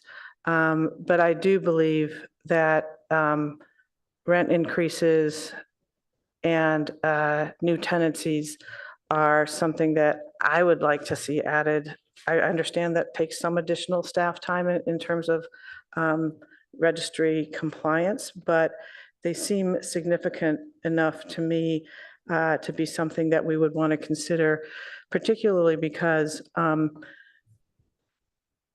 let's say there's an evicted tenant that doesn't have to wait a year to see that maybe the landlord raises the rent a lot and puts the market back on someone who's given a notice of quitting the leasing, and then sometimes thereafter something goes back in the market to higher rent, things like that. It would be nice to not have to wait the whole year to see that those things have happened.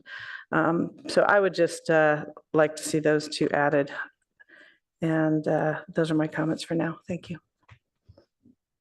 Thank you. Councilmember Burt. Thank you. So as I think about some of the issues that have been raised, when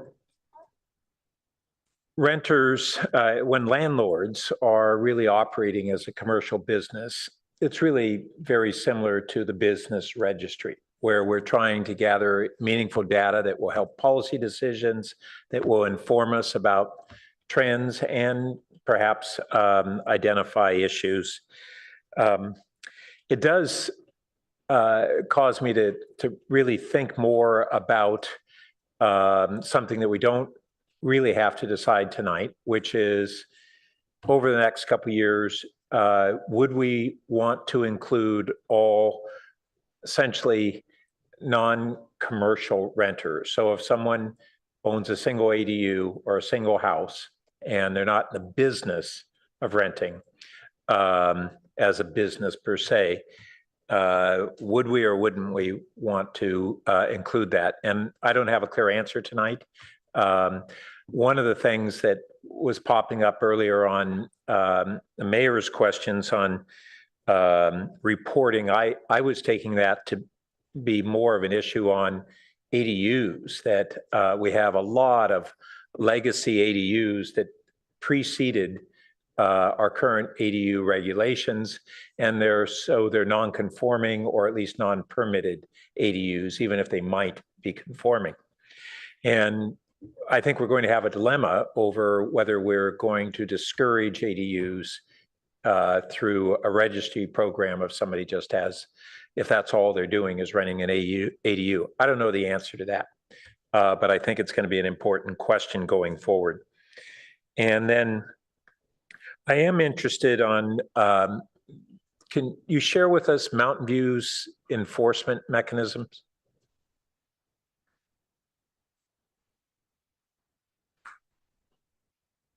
Councilmember, are you asking for the language that they use about the rent increases? Or no, just how they enforce compliance with the registry.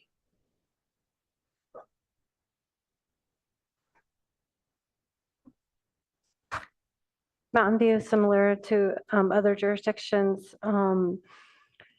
implemented an administrative penalty fee. A fee is administered when someone doesn't register. And they also have a rental unit business license requirement. And they have a requirement to have the rental unit registered in order to collect rent increases. Okay, thank you. And just one other note, there was a question by a colleague earlier, or a comment really, about the impact of higher interest rates. I've read numerous national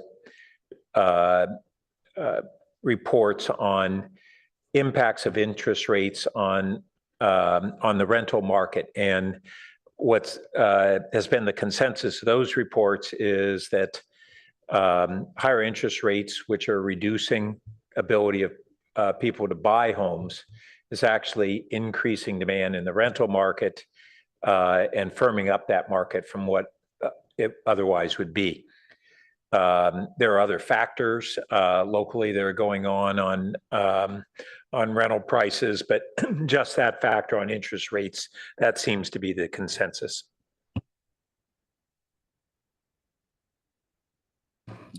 Councilmember Lithcott-Haynes. Thank you, Madam Mayor. I think what I was struck by in the staff report was the number of yellow and orange flags waved by staff around the amount of effort it will take us to actually really go the extra mile and monitor and enforce whatever it is we're trying to achieve by having a rental registry. And I think the darkest flag that I saw was the data from other cities that 2 staff are not enough. So while our staff report recommends that we will, over the course of 3 years, fold in 2 new staff positions, there's a note in the staff report that says that other cities have said 2 staff are not enough.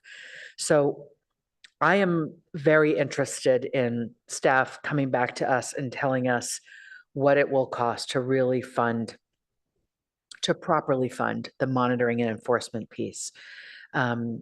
We know that staff is maxed out. We know this is a brand new thing. And yet, if we are really to put our money where our mouth is and properly address the concerns that this rental registry is designed to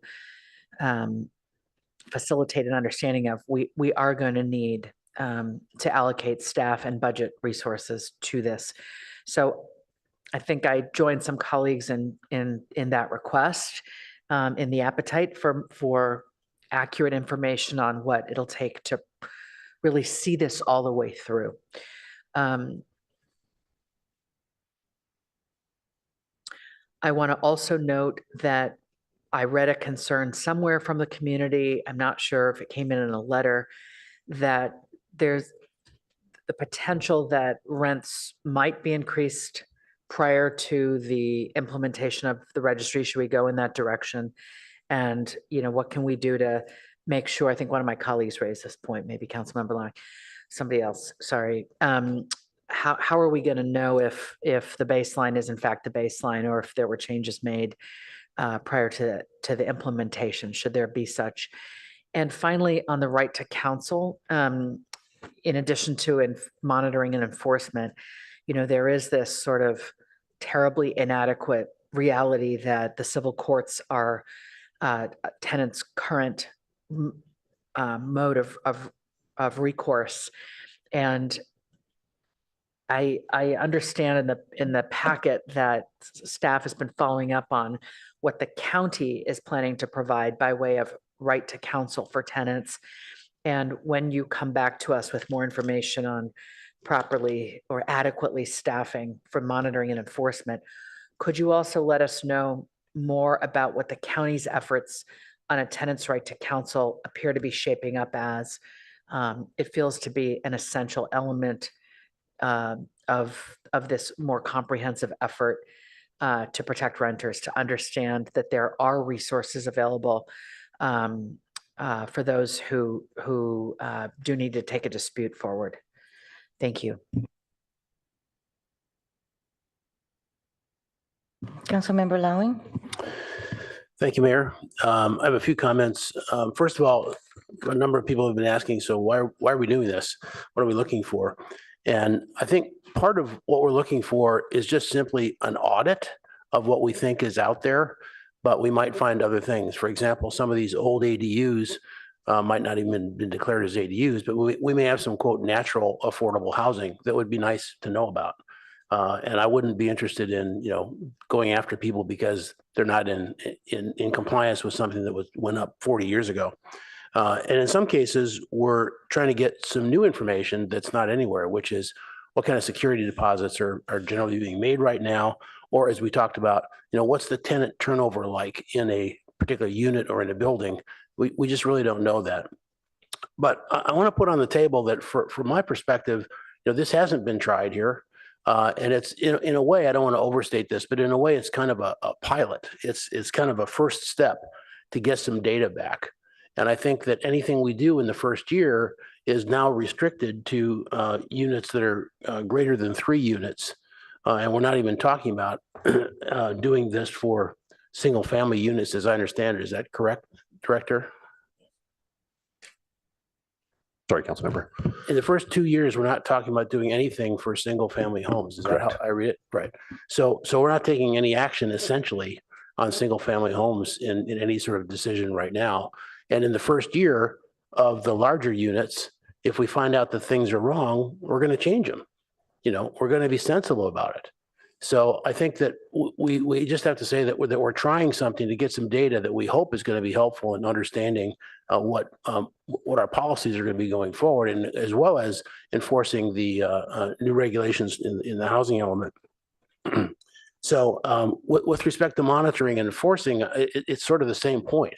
I think Director Late has pointed out that we wouldn't even know how to model this right now unless you wanted us to model it for, in a year we get 10 complaints, 40 complaints, 100 complaints, 400 complaints, which we could do, but why not get at least 6 months or 12 months of data as we collect the data from both the landlord side and the tenant side in order to do that compliance. I think that we're hearing from the dais that that's of serious interest to us, but I'm okay saying, let's go first 6, 9, 12 months without that, knowing we're going to get there in a second phase.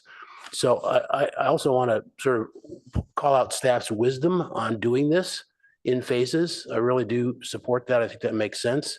Anything you roll out, you roll out small and you get it big later. So I appreciate that.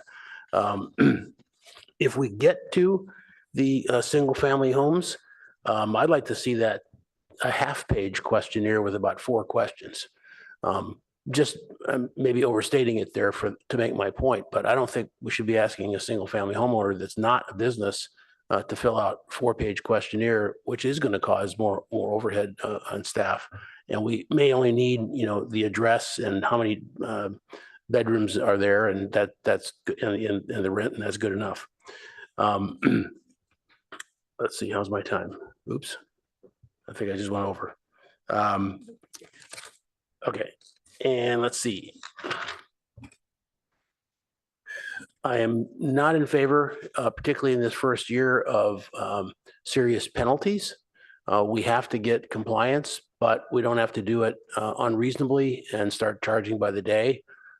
Some member of the public mentioned that you could be out of town, out of state, in the hospital, and that's totally fair. So yes, we need to stay on it, and we're not going to let anybody off the hook. But escalating fees at this point for something that's our first experiment, I don't think is the right approach. I'm very concerned about the questions about privacy, but I think that landlords as well as staff would have to parse out what incrementally here is coming out that's not already public. Certainly if you own land and you're leasing it, that's already public. But if there are areas that we could do a better job of covering up, keeping that private, I would certainly support that. And let's see.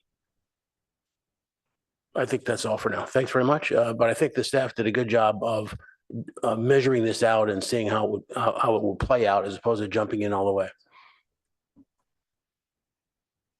Thank you. Thank you. I'm not seeing any lights, so I'm going to take a chance and go. I just wanted to say that, thanks to staff for working on this. I want to also say thanks to the community for their input, and HRC, PTC, HAH, the Housing Ad Hoc Committee. So I want to thank everybody who put their thoughts into this and coming up with this recommendation. I know that this came from a colleague's memo when the President Hotel matter came up, and there was a real need to kind of gather data and to find out more things about how people, how rents are, what are market rate, what are the naturally affordable market rates, and how much are actually low income and extremely low income. We do have some of that data, but we don't have fully, we're not fully informed. And I do want to say that, yes, Zillow might provide some information, but the Zestimates that they provide only looks at square footage. They really do not take the full data in terms of its location, in terms of amenities, or even conditions into determining the price, the list price of a property. MLS, our multiple listing service that the realtors use, actually provides homes for sale, a list price, and then a sold price. So at least you get the gauge of what is being asked for and what is actually sold at. They do have a rental section, but not very many landlords do not really sign up for the rental listings. So there's very little rental information that we can get from the multiple listing services. A lot of it is based on experience in the market, knowing what the rents are, and the portfolio that each property manager has. I do want to say that Council Member Lowing was spoke very well about why we're trying to do this. A lot of things had happened during the pandemic that brought this to our attention about evictions and rents. And I do realize, not being evicted, one of the first things to do is to pay your rent. And there are people that do, but there are also increases in rents that causes people to have to leave. I was listening to my colleagues' questions about how much enforcement, if we should be even more enforcing actually the lease. So if we see a discrepancy with what is reported by the landlord and what we know about the property, then you reach out and you let them know that there's a discrepancy. I'm not sure if it's letting the renter know or letting the owner know, the landlord know. But either way, I want to be cautious about that we're not interfering with the lease itself. So I just want to have that caution there. And if this is going to be extended to that degree of enforcement where we're also informing, reaching out to the tenant to say that there's information gathered that are not correct or are incorrect, I see that our city staff is going to be extended to where you have a real estate attorney, you have a complete real estate department at that point. So what Councilmember Lithcott-Hames said is it will be good to know exactly based on the degree of where council wants to take it, what is the staff involvement? What are the certifications involved? Are you going to need licensed realtors on board as well, you know, or property manager? What kind of certification they have to have and designations? So that would be something that I think might help. I do believe that having this rental registry will provide the city with a lot of information. And I do think that it is necessary given the kind of climate we're faced with, especially with our unmandated housing laws that asks for more and more production on housing, but it really does not trickle down to more affordability. So I do believe that we do need more of that.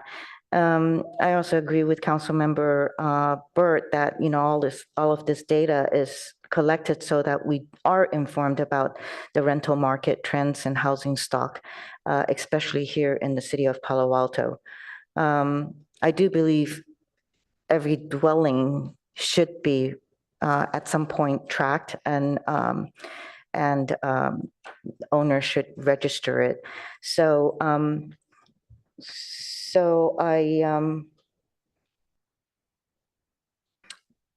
I would be also ready for the motion if anybody has one, but I do see a light from Vice Mayor Stone. So let's go with your comments or motion. Thank you, Madam Mayor. Yeah, I think we heard from several people tonight, several landlords, really kind of urging us to reject this proposal, and I understand their position. I think nobody wants more work, but what we kind of heard is that we heard this argument that people aren't being evicted, and the proof given was kind of a just trust us, but saying evictions aren't happening, just not true. On November 20th, San Jose Inside published a story titled "Santa Clara County Reports Highest Eviction Rate Increase in California." And that story found that Santa Clara County evictions filed in 2023 through August was 35% higher than in 2019, and that's the highest in the state. So we know it's happening. Yes, we don't know to what degree, and that's the point of this registry, is to be able to provide us that data. I mean, we talk about the importance of making informed decisions based on data, and this rental registry is going to be able to help us collect that data in order to make informed decisions for those future renter protection initiatives that the city might consider. And I think we've all struggled in the past with the frustration of the lack of data on a variety of topics, but especially within the rental market. And even just this past June, when we were discussing passing an extension of just cause eviction protections, and during that discussion, Councilmember Tanaka astutely observed that we had a lack of data.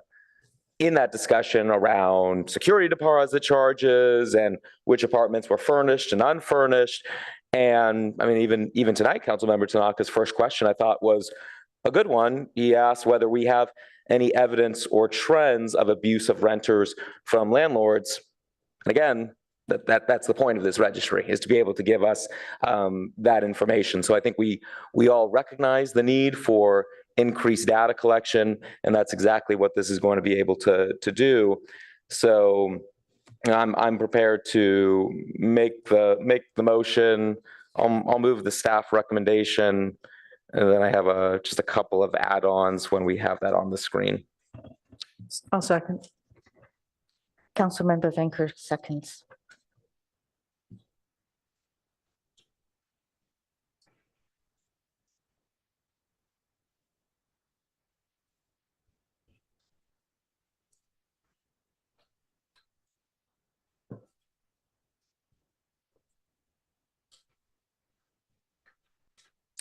Thank you.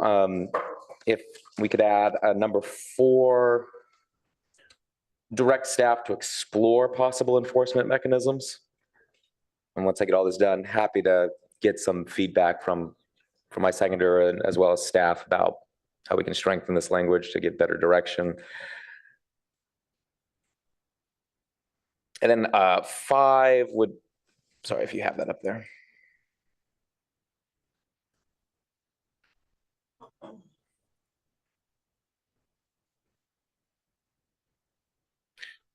Five would be amend attachment E.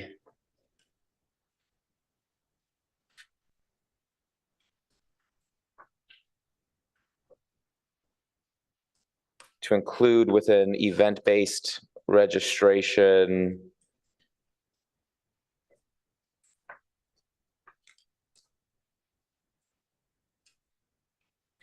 unlawful detainers.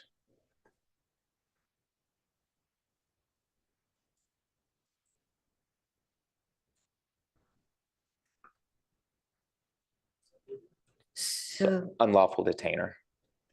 so let me ask Councilmember, are you done? I think I should ask Councilmember Venker if she'll accept 4 and 5. I was looking at attachment E to see where the event-based registration piece is. Because right now, the only things within event-based registration would be notice to quit and eviction notices. And if you'd like me to just kind of address my mindset on. Vice Mayor, I think that's an attachment A. We would add that to the ordinance itself. We have. Oh, okay, that's fine too. Do you want to go ahead and explain, and then I'll.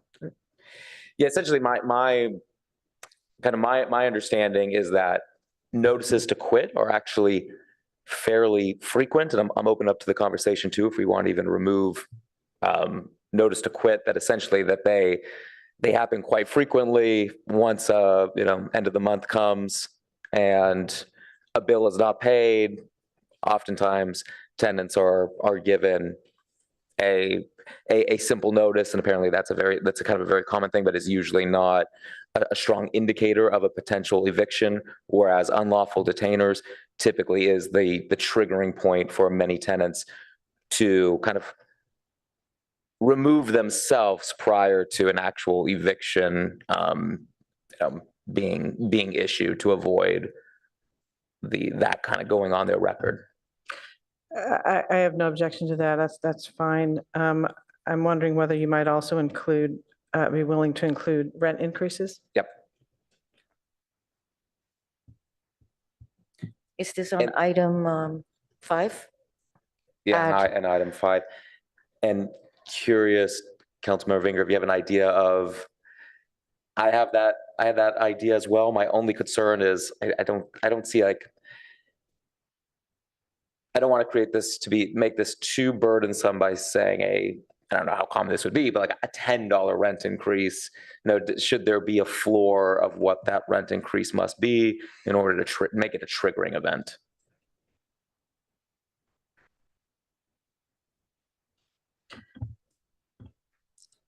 I don't know that we need to set one tonight because typically they're annual and these are annual registries. So if somebody has reason to increase the rent mid-year, that's, sometimes you can have a 6-month lease, but I would just leave it like that for now.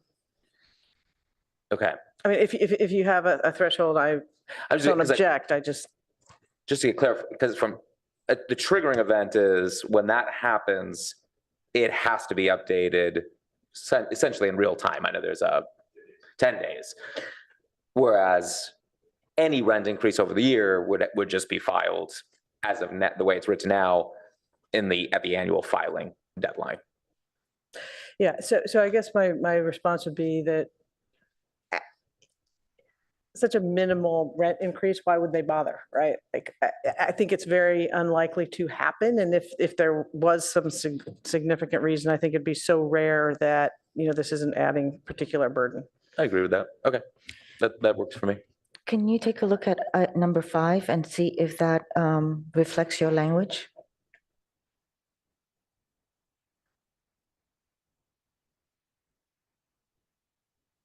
Oh, well, sorry. Do you want to remove notice to quit? I'm fine keeping it in there. I'm fine keeping it in there too, Okay. But we should put the rent increases in 5. So on unlawful detainers and rent increases. Yeah, so the clerk can remove language of notice to quit, right? And Vice Mayor? exchange it for rent increases. Yes.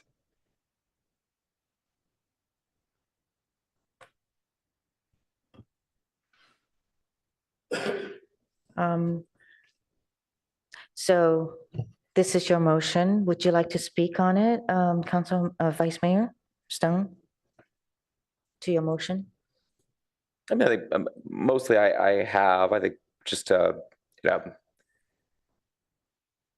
47% of Palo Altans are now renters. And I think it's really clear that renter issues are no longer a fringe issue that impacts a minority of residents. I think renter issues are Palo Alto issues, and we should really address this issue as seriously as we would address other housing issues in the city, which this council has really taken I think a strong leadership position on, and I would hope we continue that with rental housing as well. Councilmember Vancouver, would you like to speak to your second? Yeah, just briefly. Yeah, I'm glad to see this come to fruition, and I think we'll be glad we did this because of what we learned about our own city. And also, I think the registry itself will have some sort of a deterrent effect, and so that it might be self-enforcing to some degree, and thus make, even if we move someday toward enforcement, hopefully there will be less instances that we have to deal with. So I'm glad to see this before us. Thank you. Thank you, Councilmember Vancouver. I see a light from Councilmember Tanaka. Yeah, so let me speak about this motion here. So while I think the goals of the rental registry are commendable, there are critical aspects we must consider before moving forward. So if you look at our existing business registry, we've already observed challenges in effectively leveraging the data collected. This experience raises doubts about our ability to manage and utilize data from the proposed rental registry. If we haven't been able to even use the data that we've been collecting for years on a business registry, what makes me think that we could use this data for the rental registry? If we look at the state of the rental market, the evidence does not indicate a crisis in renter abuse in Palo Alto.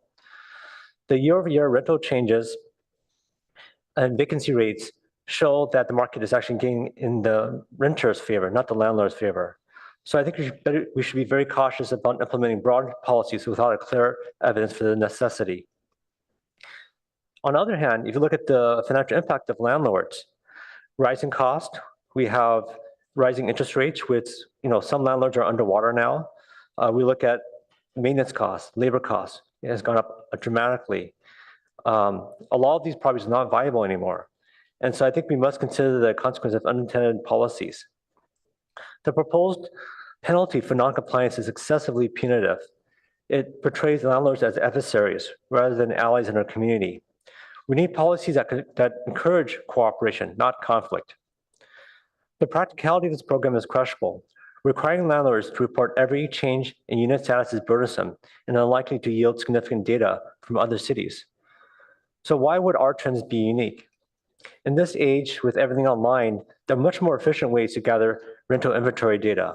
Existing databases used by brokers and developers are readily available.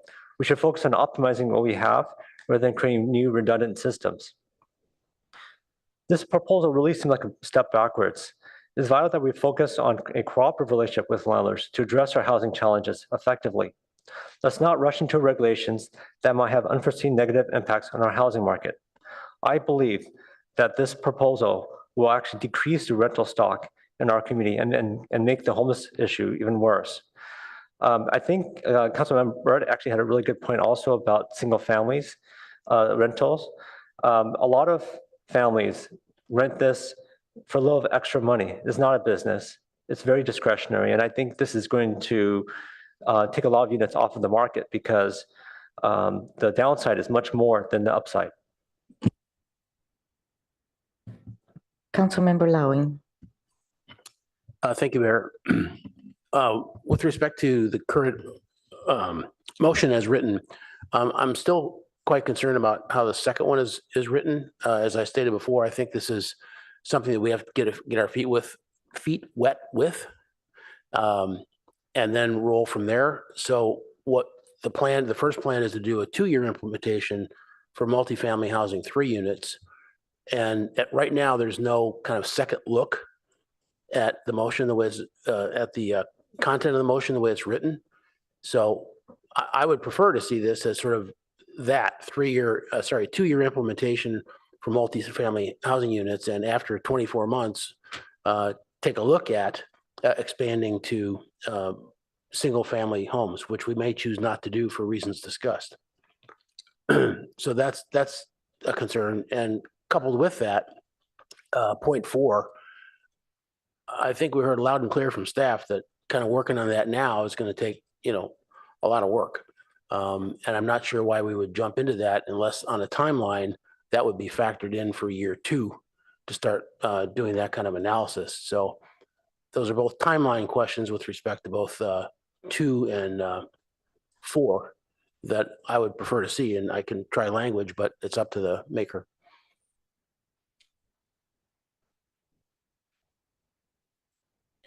Well, on 4, I see that as a kind of a broader discussion within the kind of broader topic of renter protections. So I don't see that being necessarily having to be tied to the timeline of the rental registry, unless staff has a different perspective on that.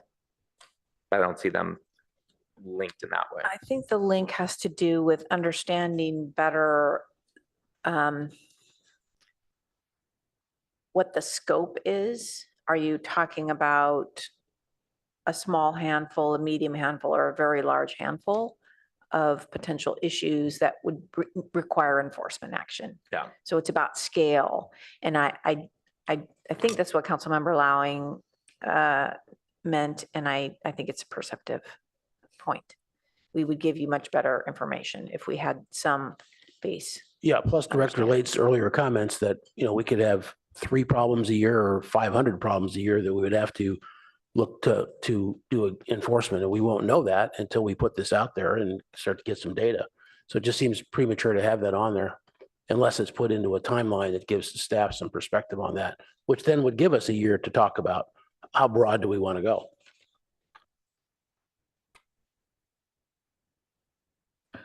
So did you want me to try language for that? Oh, sorry. I'm sorry. Well, one thing that would be helpful would be some of the other cities that might have enforcement mechanisms going on, like even having sort of an overview of that so we knew what the options were. We could perhaps then narrow our direction to staff and wait maybe through the first year. So if we do that by the end of the first year and then we had some data, we could then maybe give a narrower direction. Something, I don't know. I don't know how to wordsmith all of that into that, but I would just like to have some direction tonight on exploring enforcement mechanisms, but I am sensitive to the timing issue. Agreed. Yeah. So Councilmember Lowry, if you have language, I'm open to that as well. I want to keep it on the table because I'm interested in having that conversation. And again, as I mentioned before, don't want to just let it go without being able to understand what those costs and implications would be. But yeah, and we're all most of you have sensitive to language. the fact that we would like that enforcement. We just don't know the scale Exactly. and the scope. So I'm just trying to give to address reality here of not having much data at this point and looking at probably the second year of this at the point at which staff would start putting together models for options in that regard. So to staff, okay, perfect. So if I could help, so I think Councilmember Vinker is onto something that we could bring back sometime in calendar year 2024, some information gathered from surveying other jurisdictions, various theoretical models. But in terms of this, how those would need to be scaled for the needs of this community, that would later be informed by the data that we would gather through the registry. So I think we could come back in 2024 with something for council to think about. It wouldn't be scaled until there's more information about the scope of the issues in the community. Did you want to name a quarter, Q4 24 or anything like that? Or are you okay with it? I'm just trying to make sure you have enough to work with when you do the modeling. I was going to suggest something like that, like instead of direct staff to explore possible enforcement mechanisms, direct staff to survey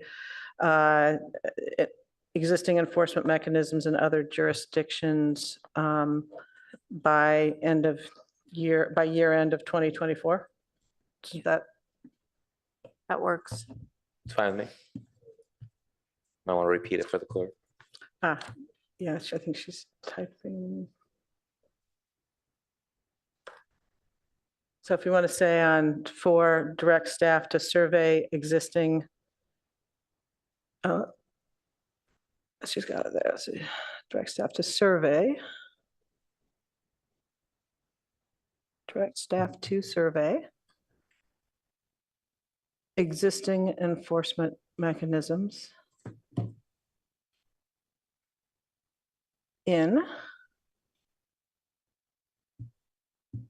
other jurisdictions and return to council by end of, and then just delete, well, yeah, end of calendar year 2024. I was going to have you delete everything in between.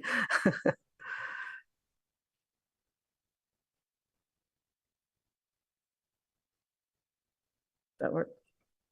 That work for you? That's great if staff's on board. And then back to number 2, back to the maker. Is there a way that we could make that a 2-year implementation with multifamily housing units 3 and above? And what? Can you explain your reasoning for shortening the timeline? Well, the reasoning is that I think we need another look at this if we're going to expand it beyond greater than 3 at the end of the 2-year period as was planned. And if we just do it this way, it means that we're automatically tonight officially endorsing moving to single family homes. And I don't think we are. That hasn't been our discussion. So it's not actually accurate. But you could leave it, to your point, Vice Mayor, we could leave it as 3-year implementation with multifamily housing units and consider moving to single family homes in year 3. But I think it's even better if we just leave that off because it kind of lowers the temperature in the short term because it's just not going to happen for 24 months and it may never happen. I guess my concern, dropping it, I want to make sure that there's some triggering event that forces it to come back to council to be able to make that decision. Yeah, so I wouldn't want to drop it. It could be. I mean, you could take out initially, just put in there with multifamily housing, and in 24 months, council shall review possible expansion to single family units. It's fine. I mean, can staff weigh in on the 2-year, 3-year, why 3 years was settled? Is 2 years too fast of a timeline to be able to phase implementation? No. We heard from the housing ad hoc and other committees that there was an interest to capture all rental units in the city. And you may recall staff was recommending a model of 3 or more. And so the ordinance reflects the feedback that we heard. And we think the reason that we staggered it is because the amount of registrants substantially increases when we extend it to single family homes and ADUs and JADUs. And we wanted to have a couple of years of experience with this system before we, extended it to homeowners who will be, frankly, less sophisticated at this kind of a system than a property manager would be. So that's why we've staggered it. I would say that if you're looking to not have it automatically roll over in 2 years, we would probably not.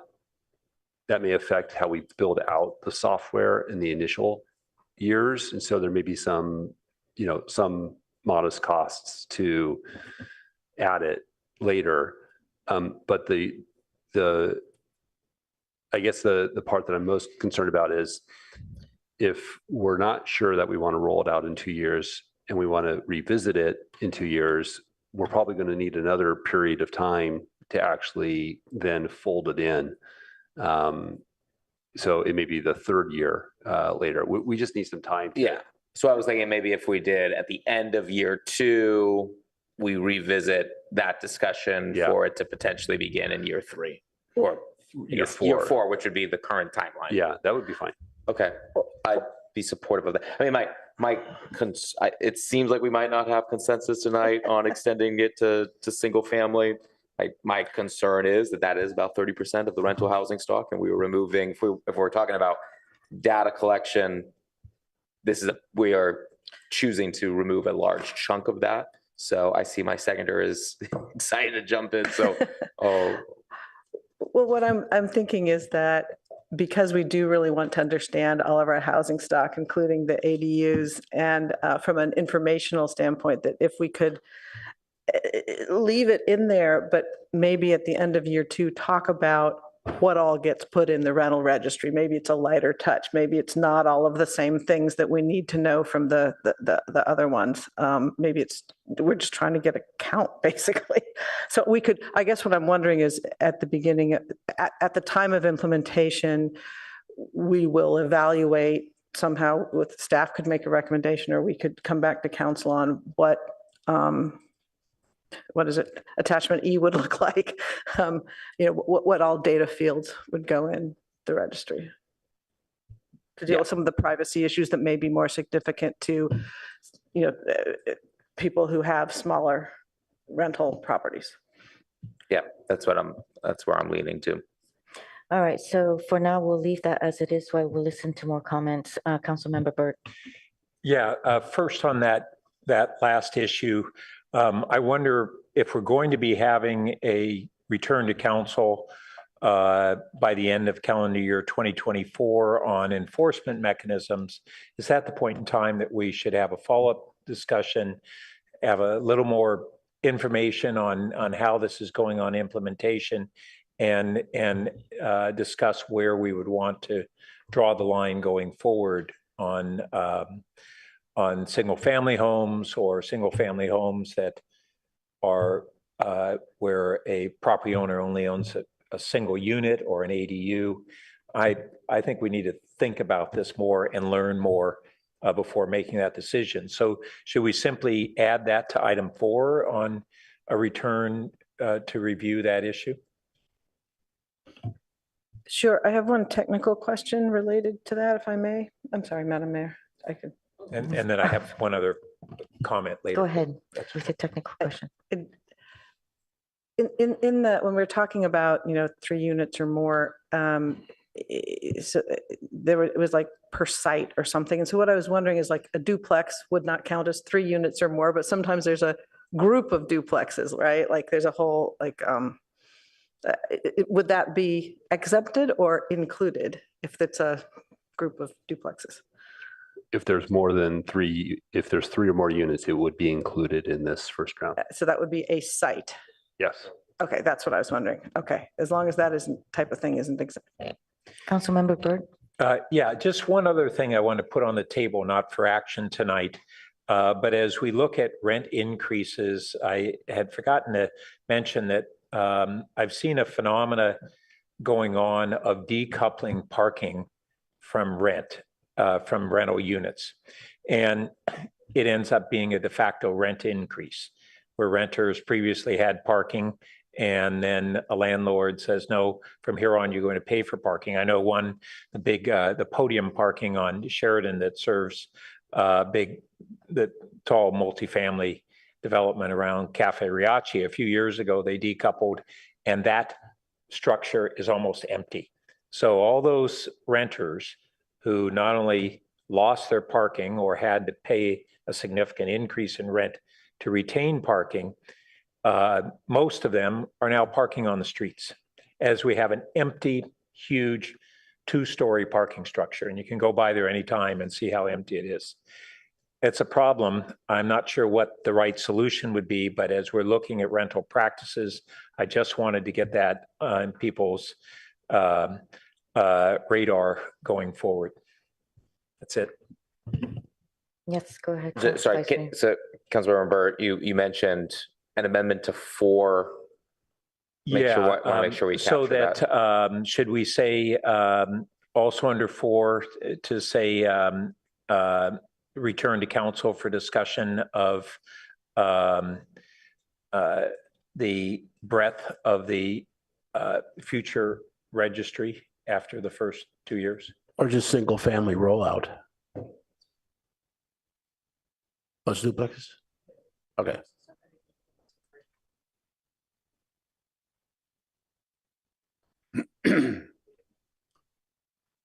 Yeah, that's fine with me. Okay. So, Mayor, so we won't have a lot of data at the end of 2024 because the program year begins. You can think of it almost in a fiscal year, and so it begins like July 2024, and registration I think we're saying is like September, October for that first year. So we're already writing the staff report for at the end of 2024. So when would you have first data? Because I wonder whether we would just fold both of those things into that same meeting. It would be it would be 2025, probably after your summer break. And the start of the next year. Okay, so then do we keep the first sentence of 2020 of 4 in there, or do we push that out and do both things at once?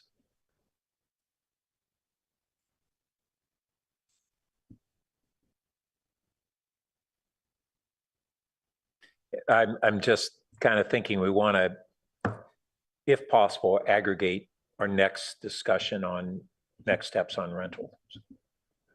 So as I'm trying to, we're going to be working with a contractor to build out this online portal, and it's going to be based, in large part on the sort of registry questions that we've included in the report. We're going to go back to the housing ad hoc, and we're going to go back to the Planning and Transportation Commission. We'll refine it a little bit. But what we transmit then to the vendor is what they're going to use to build out the software for this portal. And that will include the multifamily and the single family modules for that. If there's an interest in the council to maybe have a short form for residential, maybe that's something that we do in the near term and build out the model with a short form.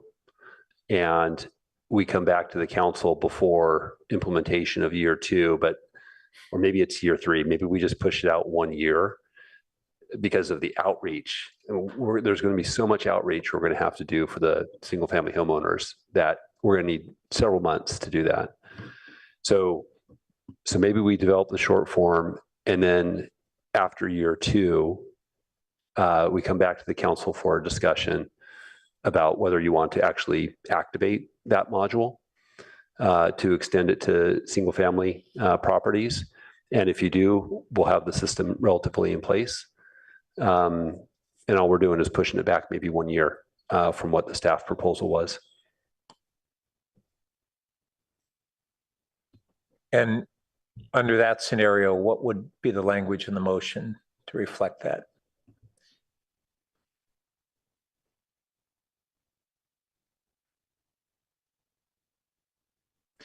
Does that cover it? And So, you're just going to do the short? So I would say directs.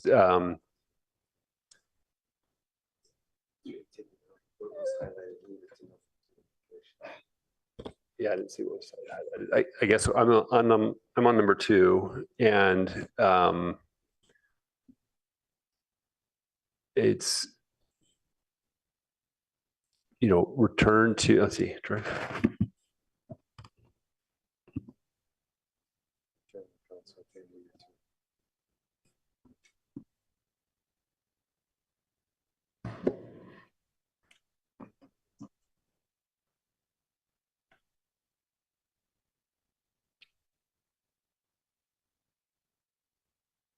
to evaluate expanding to all rental properties after year 2, after implementation year 2.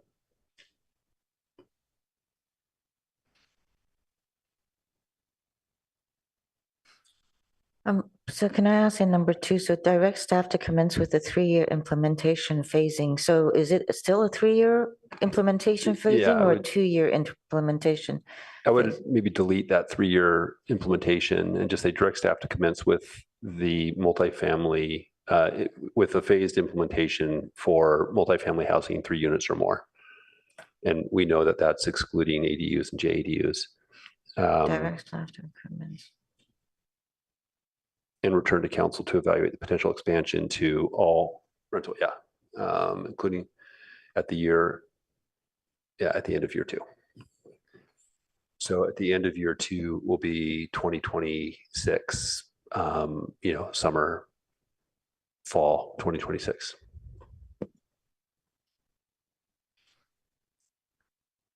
Okay, Councilmember Lally? Yeah, I had one other item before we made a shift there. I'd like to ask staff to come back with options for fees, for penalty fees. I think the $40 fee makes some sense. That's only $3 a unit per month. But on the penalty fees, that's getting up there, and we don't want to send the wrong message to landlords about that.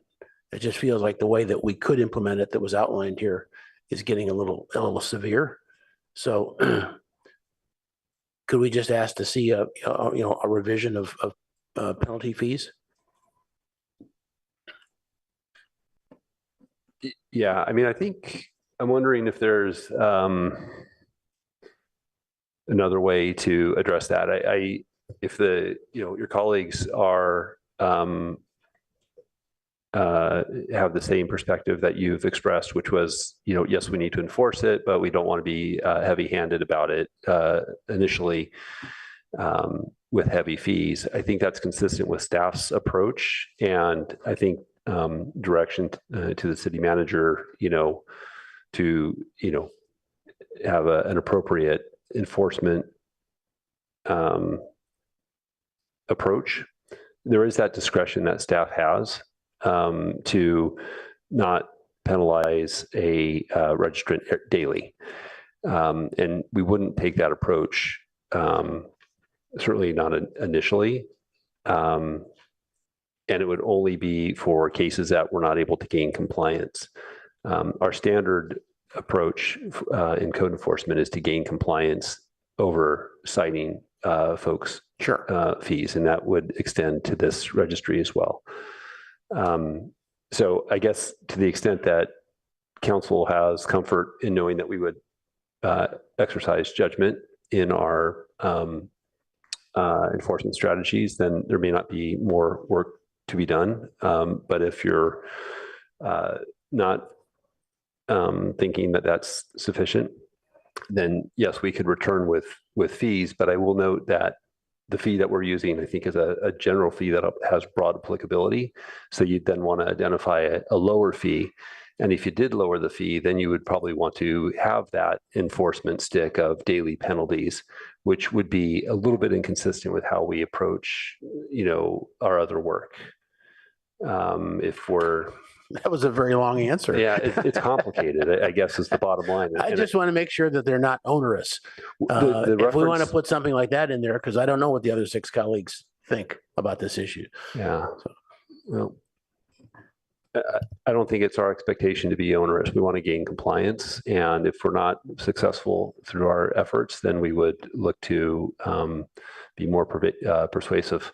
But I don't think it would be to the tune of the dollar estimates that you heard projected by the commenter. Okay, I'll leave that to the maker of the motion. Okay, before we go to the maker of the motion, I just want to make sure it's 10:49 and we have another item. So council needs to decide if we're going to move forward with the other item, which is council procedures and protocols, some amendments. So no, okay. So we will release staff. Poor Chantel, thank you. All right, so we'll continue on. Were you directing a question at the maker? And the seconder? I'm satisfied with the answer that staff gave. I'm open to other things like rent moratoriums or things that they did in Syracuse, but on the fees, I trust staff's judgment. Okay. So before somebody else speaks, I just want to very quickly say that, I think this rental registry is really great. We finally have come to this point. So I would hope my colleagues in the future don't devalue this rental registry. It's a way for us to collect data. Even with single family homes and ADUs and JADUs, I think every dwelling unit should be registered if they're going to be rented out, especially single family homes now are very valuable to a lot of corporations, investment corporations. So they're doing big time investments within the neighborhoods on single family homes. So I would really hope that it isn't the rental registry is fully utilized so that we gather all the information we need so we know what our housing stock is. I was kind of wondering if Councilmember Burt wanted to include the ghost house data capture in this motion. Well, I'm not sure how we would. We didn't have an answer on how we'd go about that. So I guess we could ask staff to evaluate under 4 maybe what other jurisdictions are doing in ghost house data accumulation. We could do that. And then on some of the utilities, when a house is, it doesn't capture all of the perhaps ghost houses, but if there's the revert to owner on utilities. Well, why don't we just start with looking what other jurisdictions have done and add that to 4? Okay, does that work for you? It's fine. I've been very concerned about the ghost houses, so I would be delighted to add that to the motion. Thank you. Super duper. So add to 4. Yeah. Enforcement mechanisms and ghost house data collection.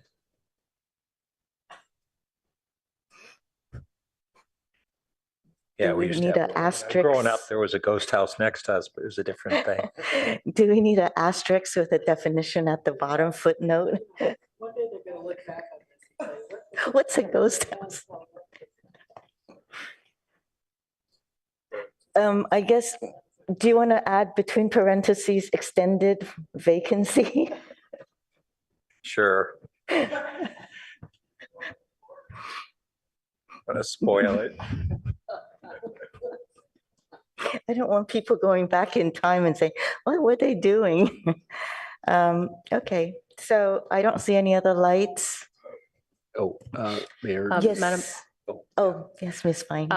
Madam Mayor, we'd like to propose an amendment to number 5.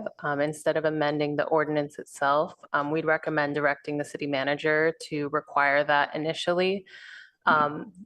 The reason being that if you desire to remove either one of these pieces from the program later on, it will be more onerous to amend the ordinance rather than to direct the city manager to remove that requirement through the regulation.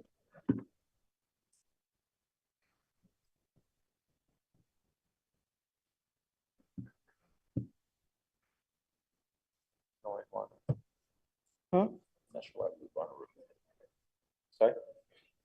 Where are the other ones? Okay, like, why are these two and why are we wanting to put these two in a different place than the other ones that were proposed by staff? I mean, is that what you're saying?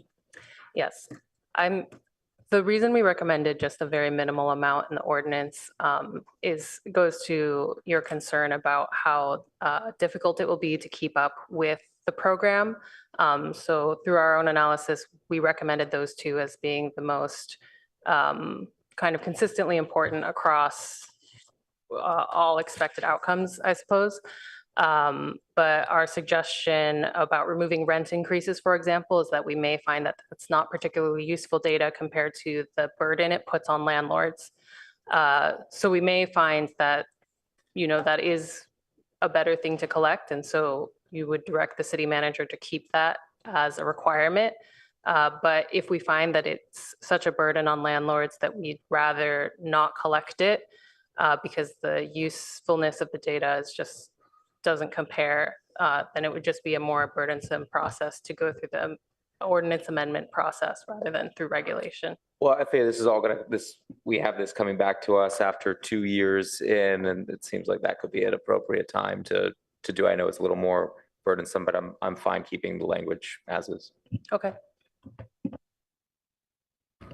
Okay, lastly, I just want to correct one of the public commenters when they said that tenants' names are added into our rental registry. I want to make sure that that it is understood that tenants' information is not asked for in the rental registry. It's just, go ahead, Yeah, sir. no names are No collected. names, no info. Contact information for the landlord. Landlord, exactly. But not for the tenant. So I do want to make sure that that is on record and that they're corrected on that.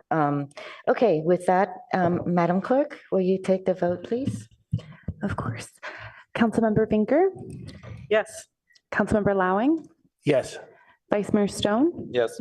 Councilmember Tanaka, No. Mayor Koo, Yes.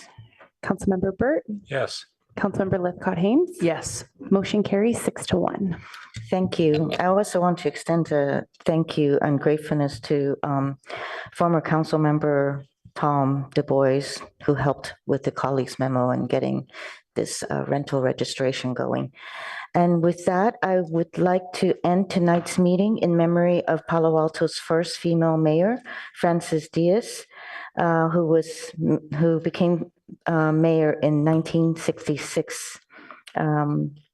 So in memory of her, Frances Diaz, and we are adjourned.